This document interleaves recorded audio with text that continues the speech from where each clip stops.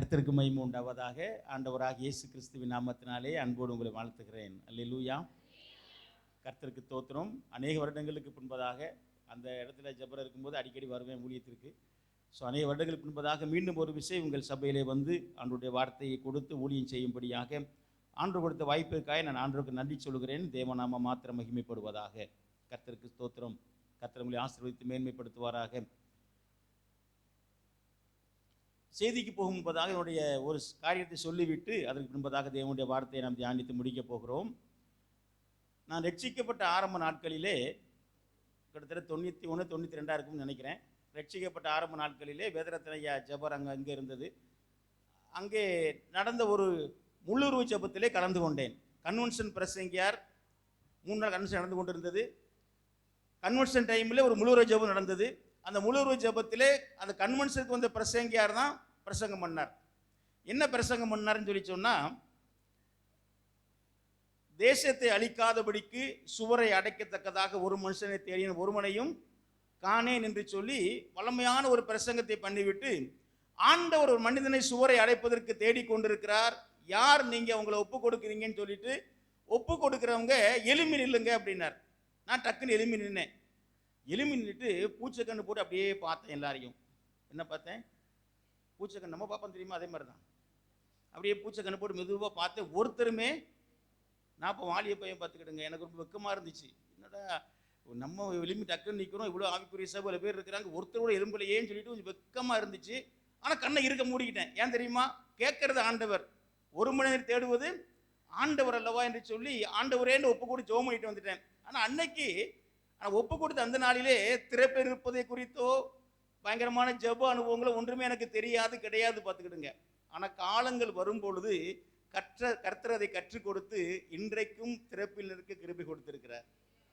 அதை நான் ஏன் சொல்றேன் அப்படின்னு சொல்லி சொன்னா, ஆண்டுடைய வார்த்தை நம்ம நோக்கி வரும் பொழுது சில வார்த்தை நமக்கு விளங்காது, சில வார்த்தை நமக்கு புரியாது, சில வார்த்தை நமக்கு ஏற்றுக்கொள்ளக்கூடிய சூழ்நிலை இருக்காது.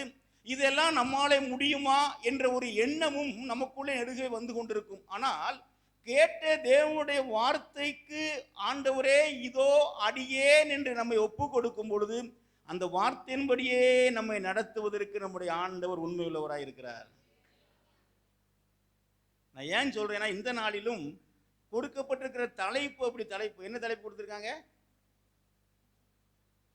என்னத்தை கொடுத்தா என்னையா, இங்க ஒரு பிரசங்கத்தை பண்ணுங்க, அதுக்கு அடுத்து ஒரு பிரசங்கத்தை பண்ணுவாங்க, நாங்க போய்கிட்டே சீசத்துவ பயிற்சியும் அபிஷேக ஆராதனையும்.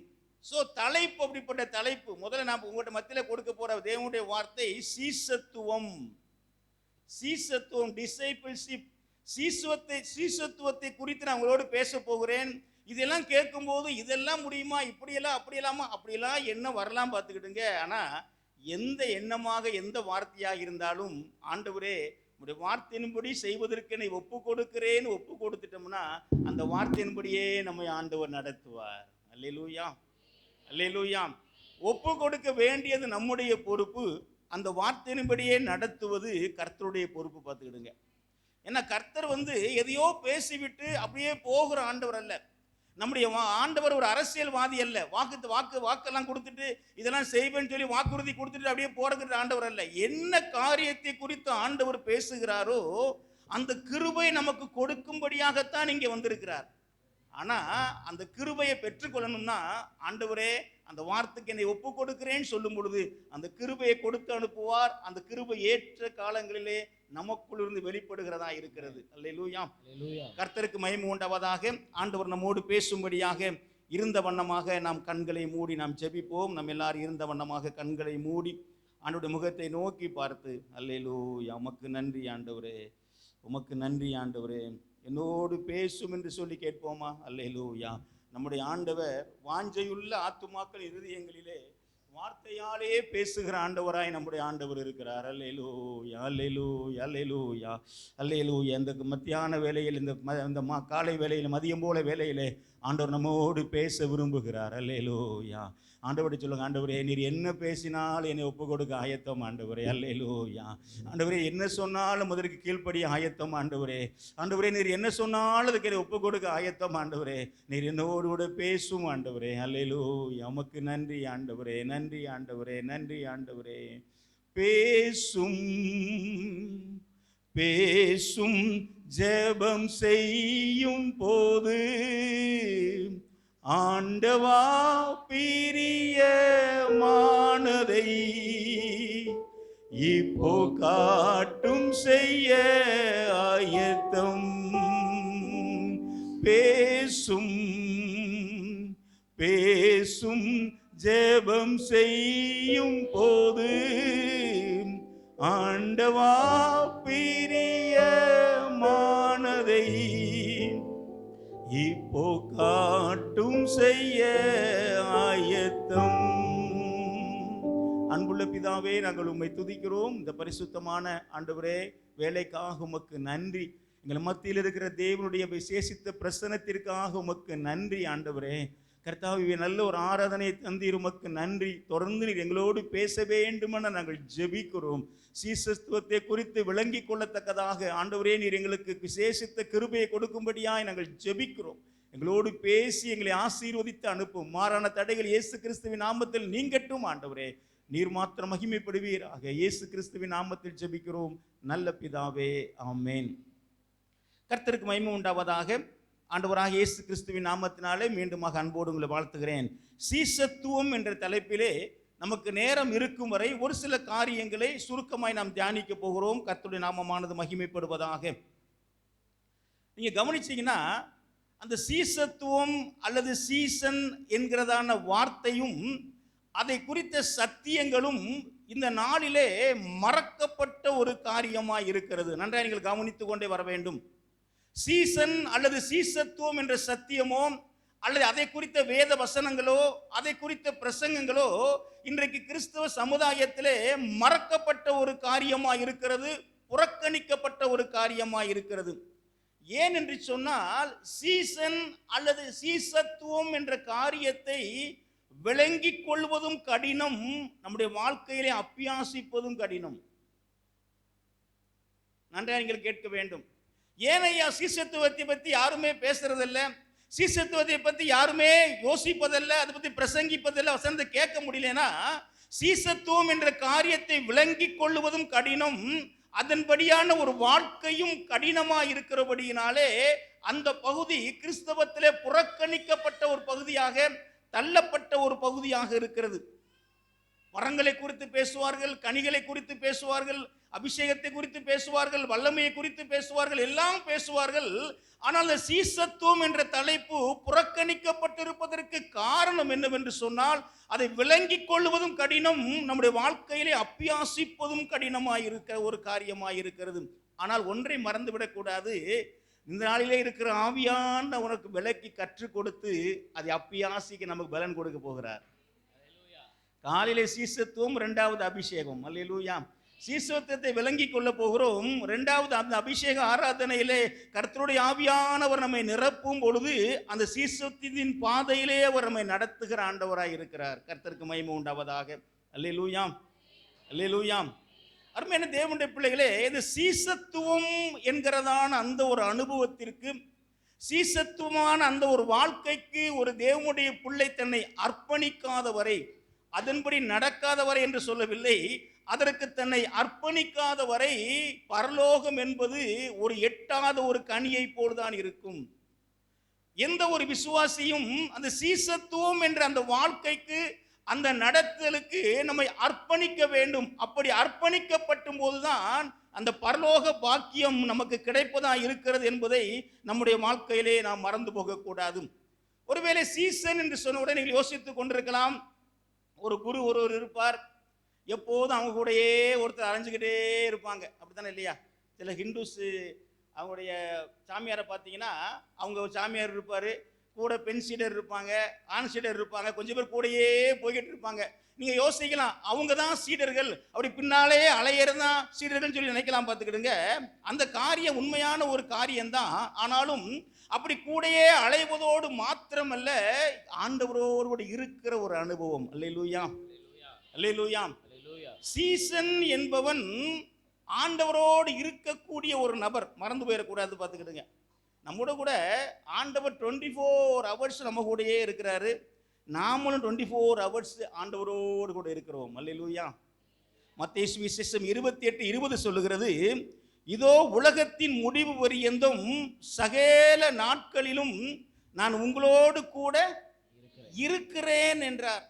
அப்ப சீடர்கள்னா யாருன்னா, அவரோடு கூட இருக்கிறவர்கள் சீடர்கள். ஒரு இந்து சாமியார் கூட பின்னாலே போறாங்க இல்லையா, அவங்க சீடர்கள் சீடர்கள். அதே மாதிரி ஆண்டவரோடு கூட யார் இருக்கிறாங்களோ அவங்க சீடர்கள். நாம் ஆண்டவரோடு கூட இருக்கிறோம், ஆண்டவர் நம்மோடு கூட இருக்கிறார். எனவே நாம் எல்லோரும் இயேசுவின் சீடர்களாய் நாம் இருக்கிறோம். அல்லேலூயா, அல்லேலூயா. நான் செய்திக்கு போகும் முன்பதாக நாம் சீடர்கள் என்ற ஒரு அறிவு நமக்கு வர வேண்டும். அந்த சீடர்கள்ங்கிற ஒரு எண்ணம் நமக்கு இருந்தால் தான் சீடன் எப்படி நடப்பான்ங்கிற சத்தியத்துக்குள்ள போகிறது நமக்கு விருப்பம் உண்டாகும். பார்த்துக்கிடுங்க. எனவே சீடன் தான் நான் அப்படிங்கிறத தெரிந்து கொள்ளும்படியாக சில காரியங்களை சொல்ல இருக்கிறேன். அதில் ஒரு காரியம் என்னவென்று சொன்னால், யார் குருவோடு கூட இருக்கிறாங்களோ அவங்க சீசர்கள். நாமும் இயேசுவோடு கூடவே இருக்கிறபடியினாலே நாமும் சீசர்களாக இருக்கிறோம். நீங்கள் ஒரு அப்ளிகேஷன் போடும்போது நீங்கள் எந்த மதத்தை சார்ந்தவர்கள்னு எழுதி போட்டு கேட்டிருப்பாங்க. ஸ்கூலில் சேரும்பொழுது இருக்கும், வேலைக்கு போகும்போது பல காரியங்கள் இருக்கும். நீங்கள் என்ன போடுவீங்க? அதில் என்ன போடுவீங்க? கிறிஸ்தவர்கள், கிறிஸ்டியன்ஸ்னு போடுவீங்க, அப்படித்தானா? வேதம் என்ன சொல்லுதுன்னா, எடுத்து வாசிங்க. அப்போஸ்தலர் 11ஆம் அதிகாரம் 26ஆம் வசனத்தை வாசிங்க. அப்போஸ்தலர் 11:26. ம் ம் ம் அல்லேலூயா. அப்போ கிறிஸ்தவர்கள்லாம் யாரு? அது விலங்கல் எண்ணம். நீங்க படிச்சு பாருங்க. கிறிஸ்தவருங்கிற பேர் யாருக்கு கொடுக்கப்பட்டது? சீடர்களுக்கு. அப்ப நம்ம அப்ளிகேஷன் போடும்போது கிறிஸ்தவர்கள் எழுதுறோம்னாலே நம்ம யாரு? யாரு? சீடர்கள். நீங்களும் நானும் சீடர்கள் என்பதை மறந்து போயிடக்கூடாது. சீடர்கள் தான் கிறிஸ்தவர்கள், கிறிஸ்தவர்கள் தான் சீடர்கள். அல்லேலூயா. நான் கிறிஸ்தவன் என்று சொன்னாலே நம்மளை அறியாமே நம்ம சீடர்கள் என்று சொல்லிக் கொண்டிருக்கிறோம். கர்த்தருக்கு மகிமை உண்டாவதாக. நீங்க அப்போஸ்தலர் 1ஆம் அதிகாரம் 15 வசனத்தை வாசித்தீங்கன்னா, அந்நாட்களிலே ஏறக்குறைய 120 பேர் கூடியிருந்த போது என்று வாசிக்கிறோம். வாசிங்க ஒருத்தர். 1:15 வாசிங்க. நாட்களிலே சீஷர்களில் ஏறக்குறைய 120 பேர் கூடியிருந்த போது அவர்கள் நடுவிலே பேதுரு எழுந்து நின்று, சகோதரரே. போதும். அந்த நாட்கள்ல 11 சீசர்கள் எழுதப்படவில்லை, 120 பேரையும் வேதம் சீசர்கள் என்று அழைக்கிறது. அல்லேலூயா. அப்ப யாரெல்லாம் ஆண்டவரை ஏற்றுக்கொள்கிறார்களோ, யாரெல்லாம் தேவனுடைய பிள்ளைகள் என்று சொல்லுகிறார்களோ, யாரெல்லாம் கிறிஸ்தவர்கள் என்று சொல்லுகிறார்களோ அத்தனை பேரும் சீசர்கள். சீசர்கள். அந்த 11 பேரை மாத்திரம் சீசர் என்று அழைக்கவில்லை, 120 பேரையும் சீசர்கள் என்று அங்கே அழைப்பதை நாம் பார்க்கிறோம். நிறைய வசனங்கள் உண்டு, நீங்க குறிச்சு வச்சுக்கிடுங்க. அப்போஸ்தலர் 6ஆம் அதிகாரம் 7ஆம் வசனத்தை வாசித்தீங்கன்னா, சீசருடைய தொகை எருசலேமிலே மிகவும் பெருகிற்று என்று எழுதப்பட்டிருக்கிறது. 9:1 வாசித்தீங்கன்னா, சவுல் என்பவன் இன்னும் கர்த்தருடைய சீசரை பயப்படுத்தி கொலை செய்யும்படி சீறி பாய்ந்தான்னு போடப்பட்டிருக்கும். பார்த்துக்கிடுங்க. 9:10 வாசித்தீங்கன்னா, அனனியாவை சீசன் என்று வேதம் அழைக்கிறது. 9:25 வாசித்தீங்கன்னா, அங்கே உள்ள கிறிஸ்தவர்களை சீசர்கள் என்று அழைத்து ராத்திரியிலே பவுலை கொண்டு போய் இறக்குனாங்கன்னு போடப்பட்டிருக்கும். பார்த்துக்கிடுங்க. 13:52 வாசிக்கும் பொழுது, சீசர்கள் சந்தோஷத்தினாலும் பரிசுத்த ஆவியினாலும் நிரப்பப்பட்டார்கள் போட்டிருக்கும். பார்த்துக்கிடுங்க. அப்ப எல்லாரையும், கிறிஸ்தவர்கள் எல்லாரையும், ஆண்டவரை ஏற்றுக்கொண்ட பிள்ளைகள் ஒவ்வொருவரையும் வேதம் எப்படி அழைக்கிறது? சீசர்கள் என்று அழைக்கிறது. இன்னும் நீங்க 14:20, அதே மாதிரி 14:28, 15:10, 16:1, 18:23, 19:1, 19:9, 20:1, 20:30 இப்படி எல்லா வசனத்தையும் வாசித்தாலும் அங்கே தேவனுடைய பிள்ளைகள் ஒவ்வொருவரையும் சீசர்கள் சீசர்கள் என்று சொல்லப்பட்டிருப்பதை நாம் அங்கே பார்க்கிறோம். அப்போஸ்தலர் 20:4 வாசித்தாலும் 20:16 வாசித்தாலும் அங்கே சீசர்கள் இருப்பதை நாம் பார்க்கிறோம். கர்த்தருக்கு மகிமை உண்டாவதாக.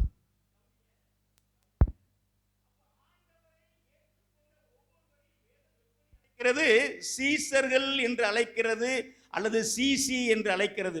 ஒருவன் நான் ஒரு விசுவாசி, என்னுடைய பெயர் அவனுடைய புத்தகத்தில் எழுதப்பட்டிருக்கிறது, நான் பரலோகத்திற்கு ஆயத்தப்பட்டு கொண்டிருக்கிறேன் சொன்னாலே அவன் யாரு? சீசன்.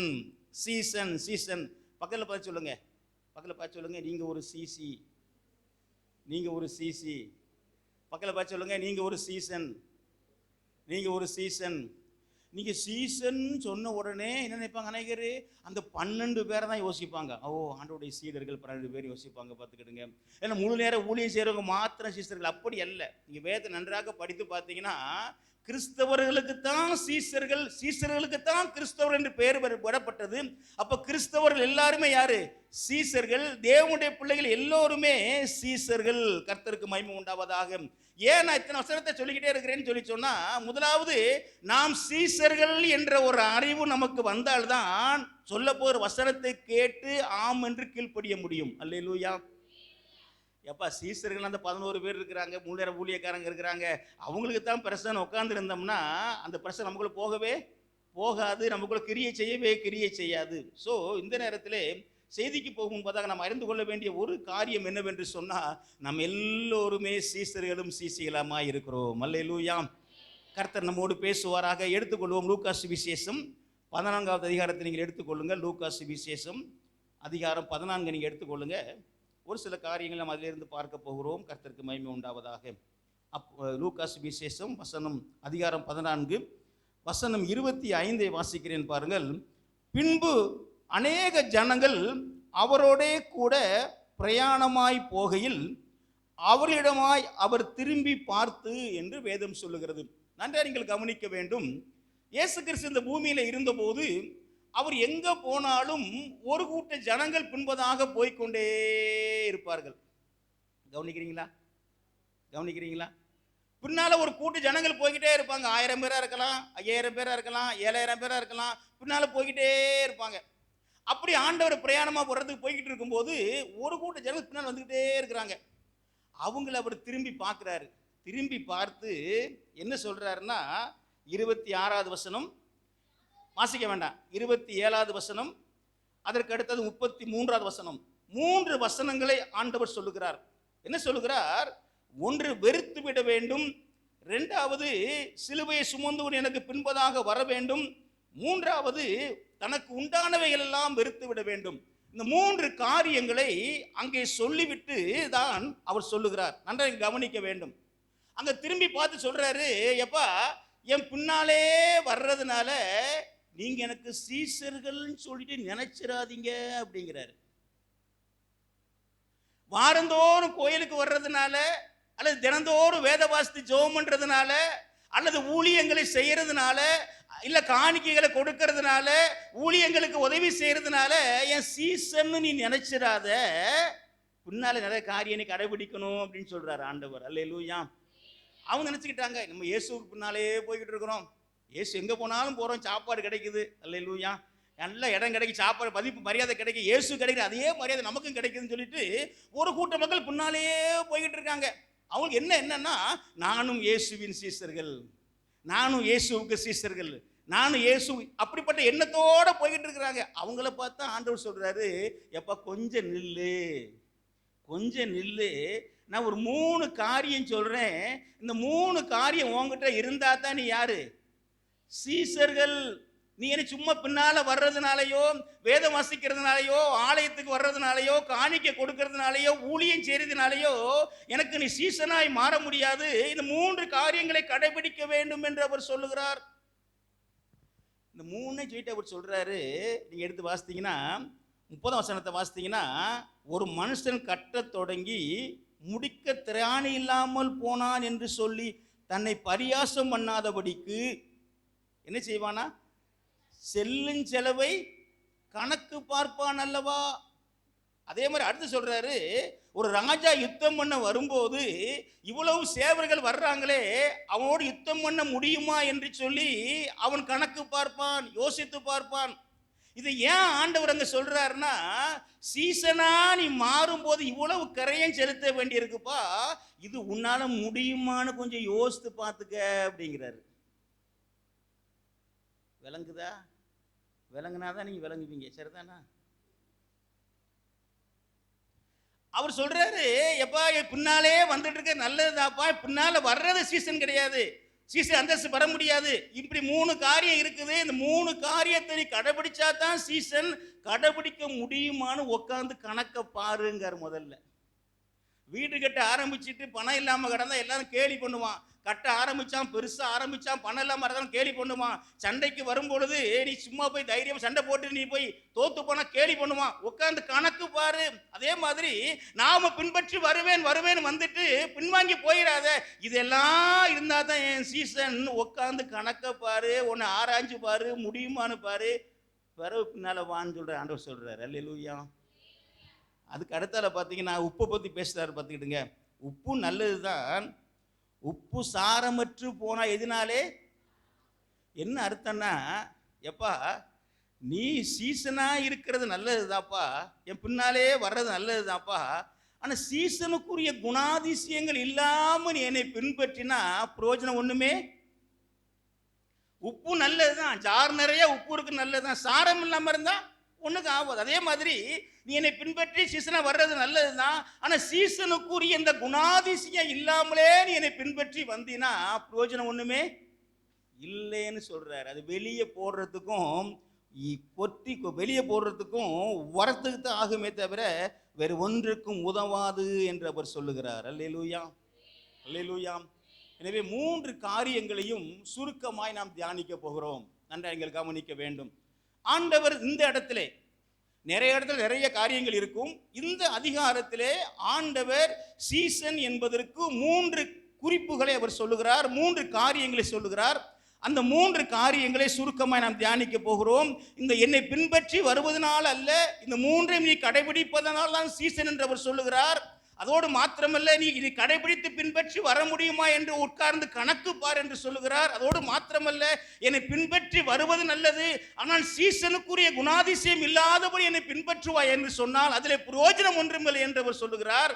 இதையெல்லாம் சொல்லுகிறார். எனவே இந்த 3 காரியங்களையும் சுருக்கமாய் நாம் தியானிக்க போகிறோம். முதலாவது அவர் சொல்லுகிற காரியம் என்னவென்று சொன்னால் 26ஆம் வசனத்தை வாசியுங்கள். ம் ம் ம் ம் ம் யாதொருவன் என்னிடத்திலே வந்து, அருமையான பிள்ளைகளே, தேவனுடைய பிள்ளைகளே, இயேசுவை நான் பின்பற்றுறேன், நான் ஆண்டவரை ஏற்றுக்கொண்டிருக்கிறேன், ஆண்டவருக்கு பின்னால் செல்ல நான் ஆயத்தும் சொல்லி வந்துட்டோம் நம்ம எல்லாரும். ஆண்டவர் சொல்றாரு, நம்மளை பார்த்து சொல்றாரு, என்னிடத்திலே வந்து தன் தகப்பனையும் தாயையும் மனைவியையும் பிள்ளைகளையும் சகோதரரையும் சகோதரிகளையும் தன் ஜீவனையும் வெறுக்காவிட்டால் எனக்கு சீசனா இருக்க இருக்க இந்த வசனத்துக்கு விளக்க வேணுமா வேண்டாமா? வேண்டாம். அது ஓப்பனாக தான் எல்லாமே இருக்குல்ல. உடனே சன்னியாசியாக போயிட வேண்டியது, அப்படித்தானே இல்லையா? எல்லாம் முடிங்க கட்டுக்கு எல்லாம் பிடிச்சி சன்னியாசியாக போயிடுவோம். இப்போ எல்லாரும் கர்த்தருக்கு தோத்திரம், கர்த்தருக்கு தோத்திரம். ஆண்டவர் வந்து குடும்பத்தை பகைக்க சொல்லவில்லை, குடும்பத்தை விட்டுவிட சொல்லவில்லை. ஆண்டவரை வைக்க வேண்டிய இடத்திலே மனைவியையோ பிள்ளைகளையோ தகப்பனையோ தாயையோ நாம் வைத்து விடக்கூடாது. சீசனா போக வேண்டும் என்று சொன்ன உடனே கல்யாணம் முடிக்க கூடாது, அல்லது குழந்தை பெற்றுக் கொள்ளக்கூடாது, தாய் தவறு விட்டுட்டு போயிடணும், தன்னந்தனியா அலையணும், அப்படி என்று ஆண்டவர் சொல்லவில்லை. ஆண்டவரை வைக்க வேண்டிய இடத்திலே, கிறிஸ்துவை வைக்க வேண்டிய இடத்திலே அதற்கு சமமாகவோ அதற்கு இணையாகவோ ஈடாகவோ நம்முடைய கணவனையோ மனைவிகளையோ பிள்ளைகளையோ தகப்பனையோ தாயையோ நம்மையே கூட அங்கே வைக்கக்கூடாது என்று ஆண்டவர் சொல்லுகிறார். அல்லேலூயா, அல்லேலூயா. நீங்க இன்னும் விளங்கி கொள்ள வேண்டும் என்று சொல்ல மத்தேயு சுவிசேஷம் 10ஆம் அதிகாரம் வசனம் 37 வாசிப்போம். இந்த வசனத்தை இன்னும் விளங்கி கொள்ள வேண்டும் என்று சொன்னால், தகப்பனையாவது தாயையாவது என்னிலும் அதிகமாய் நேசிக்கிறவன் எனக்கு பாத்திரன் அல்ல, மகனையாவது மகளையாவது என்னிலும் அதிகமாய் நேசிக்கிறவன் எனக்கு பாத்திரன் அல்ல. அல்லேலூயா, அல்லேலூயா. ஆண்டவர் சொல்றாரு, சீசன் அப்படின்னா தான் நேசிக்கும் முதல் நபர், முழு அன்பு கொண்ட நபர் இயேசுவாக மாத்திரமே இருக்க வேண்டும். அதற்கு இணையா கொண்டு வந்து யாரையுமே இருப்பதற்கு ஆண்டவர் விரும்புவதில்லை. நான் நேசிக்கும், நான் அன்பு செலுத்தும் முதல் நபர் இயேசு கிறிஸ்து என்று யார் சொல்றாங்களோ அவங்க தான் கிறிஸ்துவின் சீசர்கள் என்று ஆண்டவர் சொல்லுகிறார். எல்லாவற்றையும் வெறுத்து விட வேண்டும் என்பது, எல்லாவற்றையும் விட்டுவிட வேண்டும் என்பதல்ல, எல்லாவற்றையும் விட்டுவிட்டு புறப்பட்டு போக என்பதல்ல. ஆண்டவரை நேசிக்கிற நேசத்திலே முதல் நேசம் அவருக்குத்தான், முழு அன்பு அவருக்குத்தான், முழு இருதயம், முழு ஆத்மா, முழு மனது எல்லாமே அவருக்குத்தான். இரண்டாவது தான் மற்றவர்களுக்கு. அல்லேலூயா, அல்லேலூயா. அப்படின்னா மனைவி மேல் அன்பு செலுத்தக்கூடாதா? கணவன் மேல் அன்பு செலுத்தக்கூடாதா? பிள்ளைகள் மீது அன்பு செலுத்தக்கூடாதா? அன்பு செலுத்த வேண்டும். மாம்சீக அன்பல்ல, கிறிஸ்துவுக்குள்ளான ஒரு அன்பு. விளங்குதா? கிறிஸ்துவுக்குள்ளான அன்பு. கணவன் மனைவின்னு சொல்லிட்டு ஐயம்மா நீ தான் என் உயிர், நீ தான் என் உயிர், நீ தான் என் வாழ்க்கை, அப்படி கிடப்பதல்ல. கிறிஸ்து நமக்கு கொடுத்த மனைவி, முதலாவது ஆண்டவர், இரண்டாவது மனைவி. அல்லேலூயா. முதலாவது ஆண்டவர், இரண்டாவது பிள்ளைகள், முதலாவது ஆண்டவர், இரண்டாவது கணவன், முதலாவது ஆண்டவர், இரண்டாவது தாய் தகப்பன். முதல் அன்பு ஆண்டவர் மேலே வைக்க வேண்டும் என்று ஆண்டவர் விரும்புகிறார். அல்லேலூயா, அல்லேலூயா. எபேசு சபையை குறித்து ஆண்டவர் என்ன சொல்றார் வாசிங்க. வெளிப்படுத்தின விசேஷம் 2ஆம் அதிகாரம் 4ஆம் வசனத்தை வாசிப்போம். எபேசு 2:4 வாசிப்போம். ஆனாலும் நீ ஆதியில் கொண்டிருந்த அன்பை விட்டாய் என்று உன் பேரிலே எனக்கு குறை உண்டு. ஆதியிலே கொண்டிருந்த அன்பு, அதை ஆங்கில வேதாகமத்திலே வாசிப்போம் என்றால் ஃபர்ஸ்ட் லவ் என்று போடப்பட்டிருக்கு, முதல் அன்பு. ஆதியிலே நீ என் மேல் கொண்டிருந்த முதல் அன்பை விட்டாய் என்று அங்கே சொல்வதை நாம் பார்க்கிறோம். அல்லேலூயா. எனவேதான் முதல் அன்பும் முழு அன்பும் ஆண்டவர் மேலே வைக்கிறவனே சீசன். ஆண்டவர் பேராசை உள்ள ஆண்டவர். அல்லேலூயா. இங்கதான் இருக்கிறீங்களா? அடுத்தவன் ஆசைப்படாதே பாரு, பேராசைப்படாதே பாரு. நம்முடைய ஆண்டவர் பேராசை உள்ள ஆண்டவர். ஆசை இல்லை, பேராசை உள்ள ஆண்டவர். ஆண்டவர் எப்பவுமே உன் முழு இருதயத்தா அப்படிம்பார், உன் முழு மனசத்தா அப்படிம்பாரு, உன் முழு ஆத்மாவத்தா அப்படிம்பாரு, உன் முழு சிந்தை எனக்கு தான் அப்படிம்பாரு. ஆண்டவர் எல்லாம் முழுசா கேட்பாரு. பார்த்துக்கிட்டுங்க, முழுசா கேட்பாரு. அப்படி நம்ம முழுசா கொடுத்தா தான் நாமும் நம் மூலமாயும் அநேகர் ஆசீர்வதிக்கப்பட முடியும். அல்லேலூயா. நம்முடைய ஆண்டவர் பேராசை உள்ளவர், அன்பிலே பேராசை உள்ளவர். முழு இருதயம், முழு ஆத்மா, முழு பேலன், முழு சிந்தை எல்லாம் முழுமதாக வேண்டும் என்று விரும்புகிறதான் ஆண்டவர், நம்முடைய ஆண்டவர். நீ முதல் அன்பை விட்டா என்று உன் பேரிலே எனக்கு குறை உண்டு என்று ஆண்டவர் சொல்கிறார். அப்ப சீசன் அப்படிங்கிறவ ஆண்டவர் மீது முதல் அன்பும் முழு அன்பும் வைக்க வேண்டும். விளங்குதா? கர்த்தருக்கு தோத்திரம். சீசன் என்பவன் ஆண்டவர் மீது முதல் அன்பும் முழு அன்பும் நாம் வைக்க வேண்டும். கர்த்தருக்கு மகிமை உண்டாவதாக. அநேகர் சொல்லுவாங்க, எதுக்கு சிஸ்டர் நீ ஆராதனைக்கு வரல? எனக்கு இந்த தலை வலிச்ச மாதிரி இருந்துச்சு. எப்படி இருந்துச்சு? தலை வலிச்சிருக்காரு. எப்படி இருந்துச்சா? வலிச்ச மாதிரி. இது கிறிஸ்து மேல முழு அன்பு கிடையாது. பார்த்துக்கிடுங்க. அல்லேலூயா. கல்யாண வீட்டுக்கு போகணும், அவன் சொல்லுவாங்க தலை வலிச்சா என்ன செய்ய, அவன் வருத்தப்படுவான். யார் வருத்தப்படுவா? தம்பிக்காரை வருத்தப்படுவான். அதனால கல்யாணத்துக்கு நான் போயிடணும். ஆனா ஆராதனைக்கு வந்தாங்க யாரும் வருத்தப்படுறதுக்கு ஆளே பாஸ்டர் வருத்தப்பட முடியாது. ஏன்னா அடுத்த ஆளுக்கு இடத்து சபை காலி போயிடுவேன், பயம் இருக்கு மனசுல. பாஸ்டர் மனசுக்குள்ள கேட்க மாட்டாரு. அல்லேலூயா. அடுத்த சபைக்கு போயிடுவேன், அவரும் பயப்படுவார். அதனால பரவாயில்ல தட்டி கொடுத்துருவாரு. ஆனா இதுவல்ல சீசனின் வாழ்க்கை. அல்லேலூயா. கிறிஸ்துவின் மீது முதல் அன்பும் முழு அன்பும் நாம் வைத்திருப்போம் என்று சொன்னால், தலைவலியா இருந்தாலும் காய்ச்சலா இருந்தாலும் ஆண்டவருக்கு கொடுக்க வேண்டிய நேரத்தை நாம் கொடுத்து விடுவோம். முழு அன்பு, முழு அன்பு.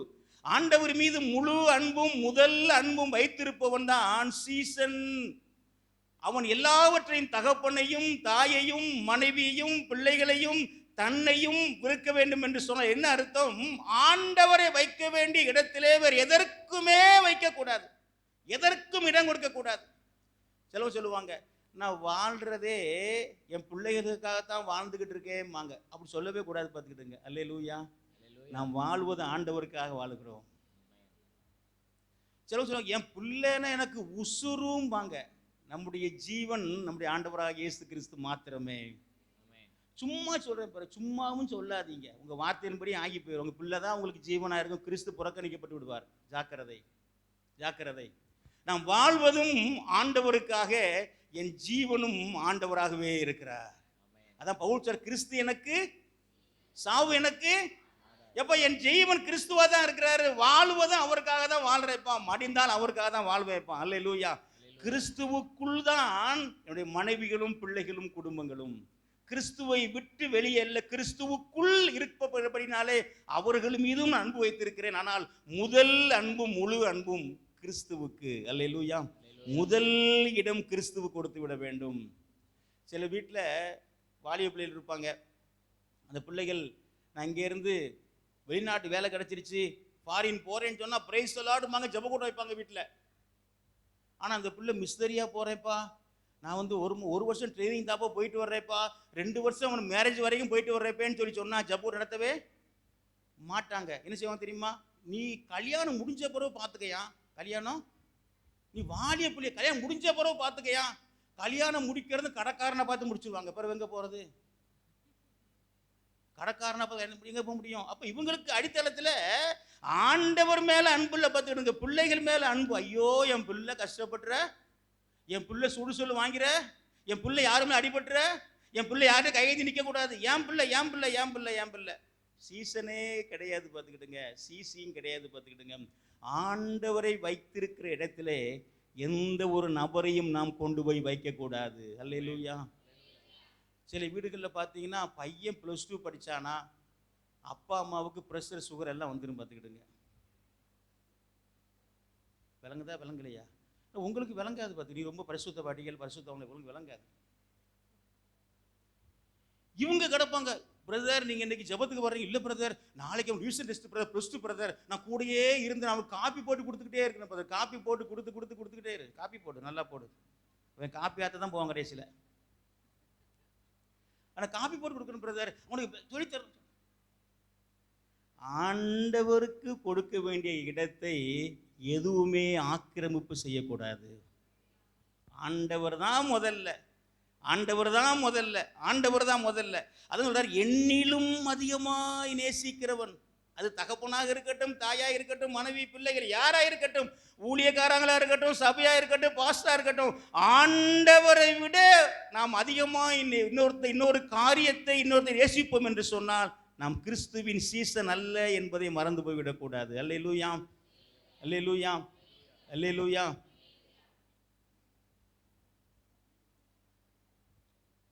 சில பேரை பார்த்தீங்கன்னா டியூஷனுக்கு கொண்டு போய் பிள்ளைகளை விடுவாங்க. பார்த்துக்கிடுங்க, உங்களை சொல்லலை, சில பேர் வீட்டுகளில் பார்த்தீங்கன்னா டியூஷனுக்கு கொண்டு பிள்ளைகள் விட்டு வருவாங்க. பார்த்துக்கிடுங்க. ஆனால் அந்த சர்ச்சில் ஒரு சண்டே ஸ்கூல் இருக்குது, ஒரு அரை மணி நேரம் வெயிட் பண்ணி பிள்ளையை கூட்டிகிட்டு போனால் மனசு வராது. பார்த்துக்கிடுங்க, நிற்க முடியுமா, வா போயிடும் கூட்டிட்டு போயிடுவாங்க. பார்த்துக்கிடுங்க. ஆனால் டியூஷனில் கொண்டு போய் விட்டுட்டு அதை கூட்டிகிட்டு வர்றதுக்கு மணிக்கணக்காக டைம் ஸ்பெண்ட் பண்ணுவாங்க பிள்ளைங்க. அப்போ என்ன அர்த்தம்னா, அவங்களுக்கு ஆண்டவரை காட்டிலும் அந்த படிப்பு தான் முக்கியமாக இருக்குது. பார்த்துக்கிடுங்க, படிப்பு தான் முக்கியமாக இருக்குது. பார்த்துக்கிடுங்க, நீ ஒன்றும் மறந்துக்கூடாது. பார்த்துக்கிடுங்க, 10 மார்க்கு வாங்கினாலும் ஆண்டவர் வேலை கொடுக்க முடியும், 100 மார்க்கு வாங்கினாலும் வேலை இல்லாமல் வைக்க முடியும். பார்த்துக்கிடுங்க, எவனையும் உயர்த்தவும் எவரையும் தாழ்த்தவும் ஆண்டவராலே கூடும். முதல் அன்பை நீங்கள் ஆண்டவரை வச்சுக்கிட்டே இருந்தீங்கன்னா எதை உயர்த்தணுமோ அதெல்லாம் உயர்த்தி கொடுத்துக்கிட்டே ஆண்டவர் போவார். பார்த்துக்கிடுங்க. அல்லேலூயா. ஏன்னா கிறிஸ்துவுக்காகன்னு சொல்லிட்டு எதையெல்லாமோ யாரெல்லாம் இழக்கிறாங்களோ ஒரு நாள் ஒரு தரித்திராய் போவதே கிடையாது. பார்த்துக்கிட்டுங்க. சிலவங்க சொல்லுவாங்க, எதுக்கு சிஸ்டர் நீங்கள் இந்த ஜெபத்துக்கு வரல, சின்ன பிள்ளையா இருக்குது, ஒரே சத்தம் போட்டு அழுது. அல்லேலூயா, அல்லேலூயா. ஆண்டவர் கேட்பாரு, சத்தம் போட்டு அழுது அதானே கோயிலுக்கு போகல, பிள்ளைய எடுத்துட்டா அப்படின்பாரு. அப்போ கோயிலுக்கு போவியா? கை குழந்தையா இருக்கு, கோயிலுக்கு வர முடியாது. ஆண்டவர் கொடுத்த கற்பத்தின் கனி அந்த பிள்ளை அழுறது போறதெல்லாம் யாருக்கு தெரியும்? ஆண்டவருக்கு தெரியும். நீங்க தேவ சமூகத்துக்கு கொண்டு வாங்க. சின்ன பிள்ளை இருக்கு சிஸ்டர், சின்ன பிள்ளை இருக்குது பிரதர், அதனால இந்த கூட்டத்துக்கு வர அந்த கூட்டத்துக்கு வர முடியாது, இப்படி சாக்கு போக்கு சொல்லவே கூடாது. பார்த்துருங்க, ஆண்டவருக்கு நாம் முதலிடம் கொடுப்போம் என்று சொன்னால் இப்படிப்பட்ட காரியங்கள் நமக்கு இரண்டாம் பட்சமாய் மாறி போகும். அல்லேலூயா, அல்லேலூயா. குழந்தை அழுதா ஆண்டவருக்கு தெரியும். நீங்க தேவ சமூகத்துக்கு வந்து உட்காருங்க. 4 நாள் ஆளும் 5வது நாள் இந்த பாடுற பாட்டு எல்லாம் அதுக்கு சுகமா தூக்கம் வரும். அல்லேலூயா. ஆண்டவர் அப்படி மாற்றி கொடுப்பார். ஆண்டவருக்கு நாம் முதலிடம் கொடுக்க வேண்டியது அவசியமாக இருக்கிறது. அல்லேலூயா. சிலவங்க சொல்லுவாங்க, ஏன் சிஸ்டர் நீங்கள் முழுவதுக்கு வர மாட்டேங்கிறீங்க, ஏன் ஆல் நைட் பிரேயர் வர்றதில்லை? எங்கள் வீட்டில் வயசான அப்பா அம்மா இருக்கிறாங்க, அவங்கள பார்க்கணும். என்ன பார்க்கணும்? நீங்கள் நல்லா அவங்கள சோறு கொடுக்க வச்சு நல்லா தூங்க போட்டுட்டு வாங்க, நித்திரையாக நல்லா தூங்குவாங்க. அல்லேலூயா. நீங்கள் இங்கே வராமல் இருந்தால் தான் 12 மணிக்கு சத்தம் போடுவாங்க, ஐயோ வயிற்று வலிக்கு காது வலிக்குன்னு சொல்லிட்டு. எது எப்படி இருந்தாலும் ஆண்டவருக்கு கொடுக்க வேண்டிய இடத்தை நீங்கள் யாரும் கொடுத்து விட வேண்டும். அல்லேலூயா, அல்லேலூயா. இது மாதிரி நிறைய சொல்லிக்கிட்டே போகலாம், பார்த்துக்கிடுங்க. நிறைய சொல்லிக்கிட்டே போகலாம், பார்த்துக்கிடுங்க. ஆண்டவருக்கு கொடுக்க வேண்டிய இடத்தை எதெல்லாம் நம்ம கொடுத்து வச்சிருக்கேன்னு கொஞ்சம் யோசித்து பார்த்து அதையெல்லாம் விட்டு வெளியே வரும்பொழுது தான் நாம் கிறிஸ்துவின் சீசர்களாய் நாம் இருப்போம். வேலை முக்கியம்தான், படிப்பு முக்கியம்தான். ஆனால் ஆண்டவர்னு சொல்லி வரும்பொழுது எல்லாமே 2ஆம் பட்சமாய் மாறிவிட வேண்டும். தொழில் 2ஆம் பட்சமாய் மாறிவிட வேண்டும். வேலை 2ஆம் பட்சமாய் மாறிவிட வேண்டும். ஊழியத்தை தூக்கிக்கிட்டு அலையக்கூடாது. ஆண்டவரை வைக்க வேண்டிய இடத்துல ஊழியத்தையும் வைக்கக்கூடாது. ஆண்டவர் அந்த ஊழியம் செய்யாதான் நிப்பாட்டிட்டு போயிடணும், போகாதான போகாம போயிடணும். ஊழியத்துக்கு கொடுக்குற நேரத்தை காட்டி எனக்கு நேரத்தை அதிகமாக தான் சொல்லி சொன்னா ஊழியத்தை ஸ்டாப் பண்ணிட்டு ஆண்டவருக்கு நேரத்தை அதிகமாக கொடுக்கணும். ஆண்டவருக்கு கொடுக்க வேண்டிய இடத்தையும் அன்பையும் ஊழியத்துக்கும் கொடுத்து விடக்கூடாது. அல்லேலூயா. ஸோ அந்த முதல் அன்பு, அவருக்கு அந்த முழு அன்பை யார் கொடுக்குறாங்களோ அவர்களை வேதம் சீசர்கள் என்று அழைக்கிறது. அல்லேலூயா. நீங்கள் இந்த வசனத்தெல்லாம் பார்த்தீங்கன்னா ஆண்டவர் வெட்டு 1 துண்டு 2ன்னு பேசுவார், பார்த்துக்கிட்டுங்க. மீதி எல்லாம் வருத்தப்பட்டு பாரன் சுமக்கிறியா, நீ எல்லாம் என்கிட்ட வான்னு சொல்லி அன்பா கூப்பிடுவார். ஆனால் இந்த 3 பகுதியை வாசித்தீங்கன்னா சீசனா இருக்க மாட்டான், வெட்டு 1 துண்டு 2ன்னு பேசுவார். பார்த்து ஏன் தெரியுமா? நம்ம எல்லாம் பரலோகத்துக்கு வரணும் ஆண்டவர் விரும்புறாரு, பார்த்துக்கிட்டுங்க. நம்ம எல்லாரும் கற்றுக் கொடுக்கணும் ஆண்டவர் விரும்புறாரு, பார்த்துக்கிடுங்க. இதை உரைச்சு அவர் பேசுறாரு. எனக்கு சீசனா இருக்க மாட்டான் அப்படி சொல்லியிருக்க அவசியம் முடியவே முடியாது. என்னை காட்டிலும் அதிகமாக நேசிக்கிறாயா, நீ சீசனா இருக்க மாட்டான். அவர் ஸ்ட்ராங்கா பேசுறாரு, பார்த்துக்கிடுங்க. எனவே இந்த முதல் அன்பும் முழு அன்பும் அவருக்கு கொடுக்க வேண்டியது மிக முக்கியமான ஒரு காரியம். அல்லேலூயா, அல்லேலூயா. ஜேம்ஸ் ஒரு மிஸ்திரி குடும்பம் இருந்தாங்க. ஒரு பேர் ஐசக் அப்படின்ட்டு. நல்ல வேலை பார்த்துக்கிட்டு இருந்தாங்க. ஆண்டவர் வேலையை விட்டு ஊழியத்துக்கு போ, ஜேம்ஸுக்கு பீகாருக்கு போ என்று சொன்னார். அப்பா அம்மா கிட்ட சொல்றதுக்கு பயம், சொன்ன என்ன பண்றாங்கன்னு தெரியாதே, ஒரு பயம், தடுத்துருவாங்களோன்னு ஒரு எண்ணம். அதனால 2 பேரும் சொல்லாம பிறையாமலே பீகாருக்கு போயிட்டு அங்கேருந்து தகவல் தெரிவிச்சாங்க, நாங்கள் வேலையை விட்டுட்டு பீகாருக்கு வந்துட்டோம்னு சொல்லி. அல்லேலூயா. தடை பண்ண முடியுமா? பிறகு தடை பண்ண முடியுமா? வெளியே வந்தாச்சு, முடியாது இனி, அவ்வளோதான். Just information. ஸோ அது ஏன் அப்படி முடியுதுன்னா, தாயின் தகப்பனை காட்டிலும் அவர்கள் முதல் அன்பை, முழு அன்பை, முதல் இடத்தை ஆண்டவருக்கு கொடுத்து வைத்திருந்தார்கள். ஸோ சீசன் என்பவன் முதல் அன்பும் முதல் இடமும் ஆண்டவருக்கு கொடுக்கக்கூடியவன். அல்லேலூயா, அல்லேலூயா. நீங்க ஆபிரகாம் வாழ்க்கையை பார்த்தீங்கன்னா 100 வயசுல ஈசாக்கு கொடுக்குறாரு, பார்த்துக்கிடுங்க. ஈசாக்கு கொடுத்துட்டு நீங்க வாசித்தீங்கன்னா ஆதியாகமம் 22:1 வாசித்தீங்கன்னா ஆபிரகாமே என்று கூப்பிடுறாரு. வாசிக்க வேண்டாம், 2 வசனத்தை வாசித்தீங்கன்னா அங்க சொல்றாரு, உன் புத்திரனும் உன் ஏக சுதனும் உன் நேசகுமாரனுமாகிய ஈசாக்கை. நம்முடைய ஆண்டவர் குத்தி விட்டு வேடிக்கை பார்ப்பார். என்ன பார்ப்பாரு? விளங்கலையோ? நம்ம ஆண்டவர் குத்தி விட்டு வேடிக்கை பார்ப்பார், பார்த்துக்கிடுங்க. எப்பா அவன் ஈசாக்கு என்ன கொடு, அப்புறம் முடிஞ்சு போயிருக்கோம். அவர் அன்பு அப்படி கிள்ளி விடுறாரு, கொதறி விடுறாரு, கிண்டி விடுறாரு. உன் நேசகுமாரன் இருக்கான் இல்லையா, உன் ஏக புத்திரன் இருக்கான் இல்லையா, உன் நேசகுமாரன் இருக்கான் இல்லையா, அவனை எனக்கு தா. அல்லேலூயா. நம்ம ஒரு ஆளை ஏமாத்தி எதாவது வாங்குறதா இருந்தா அப்படி ஏமாத்தி பளிச்சுன்னு வாங்கி உள்ள போட்டுருவோம், ஏதாவது ஒன்று சொல்லி உள்ள வாங்கி போட்டுருவோம். ஆண்டவர் அப்படி இல்லை, அவனை கிண்டி விடுறாரு. அவன் அன்பை கிண்டி விட்டு அவனை குதற விட்டு உன் நேசகுமாரன் உன் ஏகபுதன் அதை எனக்கு தானு கேட்ட உடனேனும் வேதம் சொல்லுகிறது. நீ 3ஆம் வசனத்தை வாசித்தீங்கன்னா, ஆபிரகாம் அதிகாலையிலே எழுந்து, அல்லேலூயா, அந்த நேசகுமாரனையும் கேட்ட உடனே அதிகாலையிலே எழும்பி அவன் பலியிடும்படியாய் நடந்து போவதை நாம் பார்க்கிறோம். அல்லேலூயா. ஏனென்று சொன்னால் முதல் அன்பு ஆண்டவர் மேலே வைத்திருந்தான். ஆண்டவர் சொல்றாரு, நீ உன் நேசகுமாரன், உன் ஏகபுத்திரன், உன் சொந்த குமாரன், ரொம்ப அன்புக்கு பாத்திரவான், இப்படியெல்லாம் ஆண்டவர் சொன்னாலும் இவன் அன்பு யார் மேல இருந்ததுன்னா தேவன் பேரிலே இருந்தபடியினாலே உன் குழந்தைய கொடுன்னு உடனே அப்படியே கொடுத்துட்டார். அல்லேலூயா. நீங்க 4ஆம் வசனத்தை வாசித்தீங்கன்னா 3ஆம் நாளிலேன்னு போட்டிருக்கு, பார்த்துக்கிடுங்க. இருக்கா? 3ஆம் நாள். அப்போ 3 நாளும் ஆண்டவர் பேசவே இல்லை. பார்த்துக்கிடுங்க. என்ன பேசல? பேசவே இல்லை. 3 நாளும் உன் பிள்ளைய பலியிடுன்னு சொல்லிட்டு அமைதி ஆயிட்டாரு. இவன் எப்படி வர்றான்? உண்மையிலே பலியிடுறானா, இல்லைன்னா ஏமாத்த பார்க்குறானா, இதை ஏதாவது சாக்கு போக்கு சொல்ல வர்றானான்னு சொல்லிட்டு அப்படியே அமைதியாக பார்த்துக்கிட்டே இருக்கிறார். 3 நாளும் அவன் கிறிஸ்துவின் மேலே வைத்த அந்த அன்பை, தேவன் மேலே வைத்த அன்பை தன் பிள்ளை மேலே அவன் திருப்பவே இல்லை. அல்லேலூயா. ஆண்டவர் அவனுக்கு ஒரு நல்ல ஒரு சான்றிதழை கொடுப்பதை ஆண்டவர் பார்க்கிறோம். 3 நாளாய் பேசாத ஆண்டவர் அங்கே அவனோடு பேசுவதை பார்க்கிறோம். தேவனுக்கு பயப்படுகிறவன் கீழ்ப்படியும் என்பதை சொல்லுவதை நம்ம அங்கே பார்க்கிறோம். கர்த்தருக்கு மகிமை உண்டாவது. அதோடு மாத்திரமல்ல, உன் சந்ததி பெருகும், உன் சந்ததிக்குள் உன் சகல ஜாதிகளும் ஆசீர்வதிக்கப்படும் என்ற ஒரு பெரிய ஒரு ஆசீர்வாதத்தையும் அங்கே கொடுத்ததை நாம் பார்க்கிறோம். கர்த்தருக்கு மகிமை உண்டாவதாக. முதல் அன்பு தன் பிள்ளையை காட்டிலும் தேவன் பேரிலே ஆபிரகாம் வைத்திருந்தான். யோபு வாழ்க்கை நீங்க பார்த்தீங்கன்னாக்கும் அவன் எத்தனை பிள்ளைகள்? எத்தனை பிள்ளைகள்? அத்தனை பேரையும் ஒரே நாள்ல செத்து போயிட்டாங்க. பார்த்துக்கிடுங்க. ஆனா அவன் என்ன சொன்னானா, யோபு 1:21 வாசித்தீங்கன்னா, கர்த்தர் கொடுத்தார், கர்த்தர் எடுத்தார், கர்த்தருடைய நாமத்திற்கு ஸ்தோத்திரம். அப்ப பிள்ளைகளை யார் மேல அன்பு இருந்துச்சுன்னா, பிள்ளைகள் அவ்வளவு பிள்ளைய கொடுத்தது யாருன்னா ஆண்டவர் தான். அவ்வளவு பிள்ளையும் கொடுத்திருந்தான், ஆண்டவருக்குள்ள நடத்தி கொண்டிருந்தான், பரிசுத்தம் பண்ணி கொண்டிருந்தான், நல்ல அன்பா தான் இருந்தாங்க. ஆனா இவ்வளவு போன பிற்பாடு சொல்றது, கர்த்தர் கொடுத்த குழந்தை, கர்த்தர் கொடுத்த ஆசீர்வாதம், கர்த்தர் கொடுத்தார், கர்த்தர் எடுத்தார். கர்த்தருக்கு முதல் அன்பும் முழு அன்பும் முதல் இடமும் யோபுவின் வாழ்க்கையிலும் ஆண்டவருக்கு மாத்திரம் இருந்ததை நாம் அங்கே பார்க்கிறோம். நீ யாக்கோப்பு, யோவான், பேதுரு வாழ்க்கையெல்லாம் பார்த்தீங்கன்னா, என் பின்னே வா என்று ஆண்டவர் அழைக்கிறார்.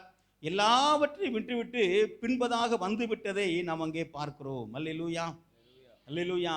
அப்போ முதல் அன்பும் முழு அன்பும் முதல் இடமும் முதலாவது இடமும் யாரு கொடுக்கணும்? ஆண்டவருக்கு கொடுக்க வேண்டும். அவர்கள் தான் சீஷர்கள். அதே வசனத்தை வாசித்தீங்கன்னா பின்னால போட்டப்பட்டிருக்குது, சகோதரிகளையும் தன் ஜீவனையும் வெறுத்து விடாவிட்டால். எதை வெறுத்து விடாவிட்டால்?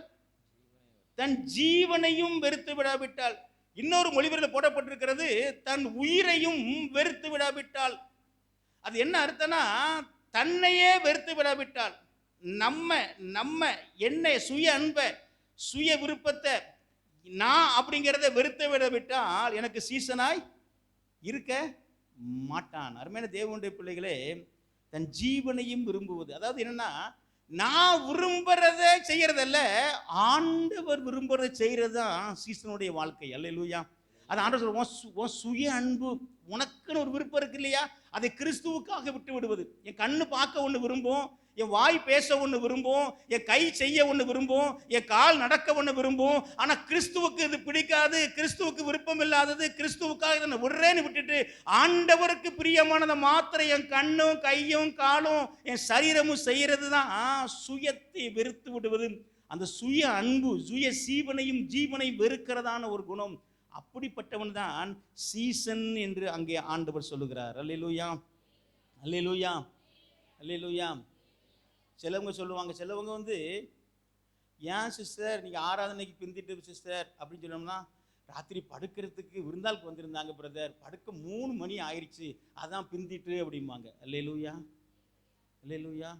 ஆனால் அதே இது 10 மணிக்கு ஒரு ட்ரெயின் பிடிக்க போகிறதா இருந்தால் 4 மணிக்கு படுத்தாலும் 5 மணிக்கு படுத்தா எழுப்பிடுவாங்க. பார்த்துக்கிட்டுங்க. அப்போ நம்மளையே நேசிக்கிறது, கொஞ்சம் ரெஸ்ட் எடுத்துகிட்டு போவோம், யார் கேட்குறா, ரெஸ்ட் எடுத்துகிட்டு போவோம். சிலவங்க என்னன்னா, சிலவங்க ஓய்வுக்கு தூங்குவாங்க பார்த்துக்கிட்டுங்க. கொஞ்ச நேரம் ஓய்வு எடுக்கணும், அதுக்காக தூங்குவாங்க. சிலவங்க தூங்கியே ஓய்வு எடுப்பாங்க பார்த்துக்கிட்டுங்க. அல்லேலூயா. சில பெண்கள் இருக்காங்க, உங்களை சொல்லலை, எப்போ பார்த்தாலும் சோறு அடுப்பில் வச்சுட்டா சரி கொஞ்சம் தூங்கிட்டு வந்துடுவோம், வேலை முடிச்சாச்சு, பிள்ளை வர அரை மணி நேரம் இருக்கா சரி தூங்கி எழுப்பிடுவோம், சாயந்தரம் கொஞ்சம் நேரம் தூங்கி எழுப்பி. உங்களை சொல்லலை, நீங்கள் ரொம்ப சுறுசுறுப்பானவங்க, சரிதானா? சில பேர் ஓய்வுக்கு தூங்குவாங்க பார்த்துக்கிடுங்க. சிலவங்க தூங்கியே ஓய்வு எடுப்பாங்க பார்த்துக்கிடுங்க. அதுக்கு சுய அன்பு. என் சரீரம் ஐயோ ரொம்ப டயர்டாக இருக்கு, ரொம்ப சுய பரிதாபம், ஜீவனை நேசிக்கிறது பார்த்துக்கிடுங்க. அதான் சொல்றாரு, தன் ஜீவனையும் சுய அன்பு.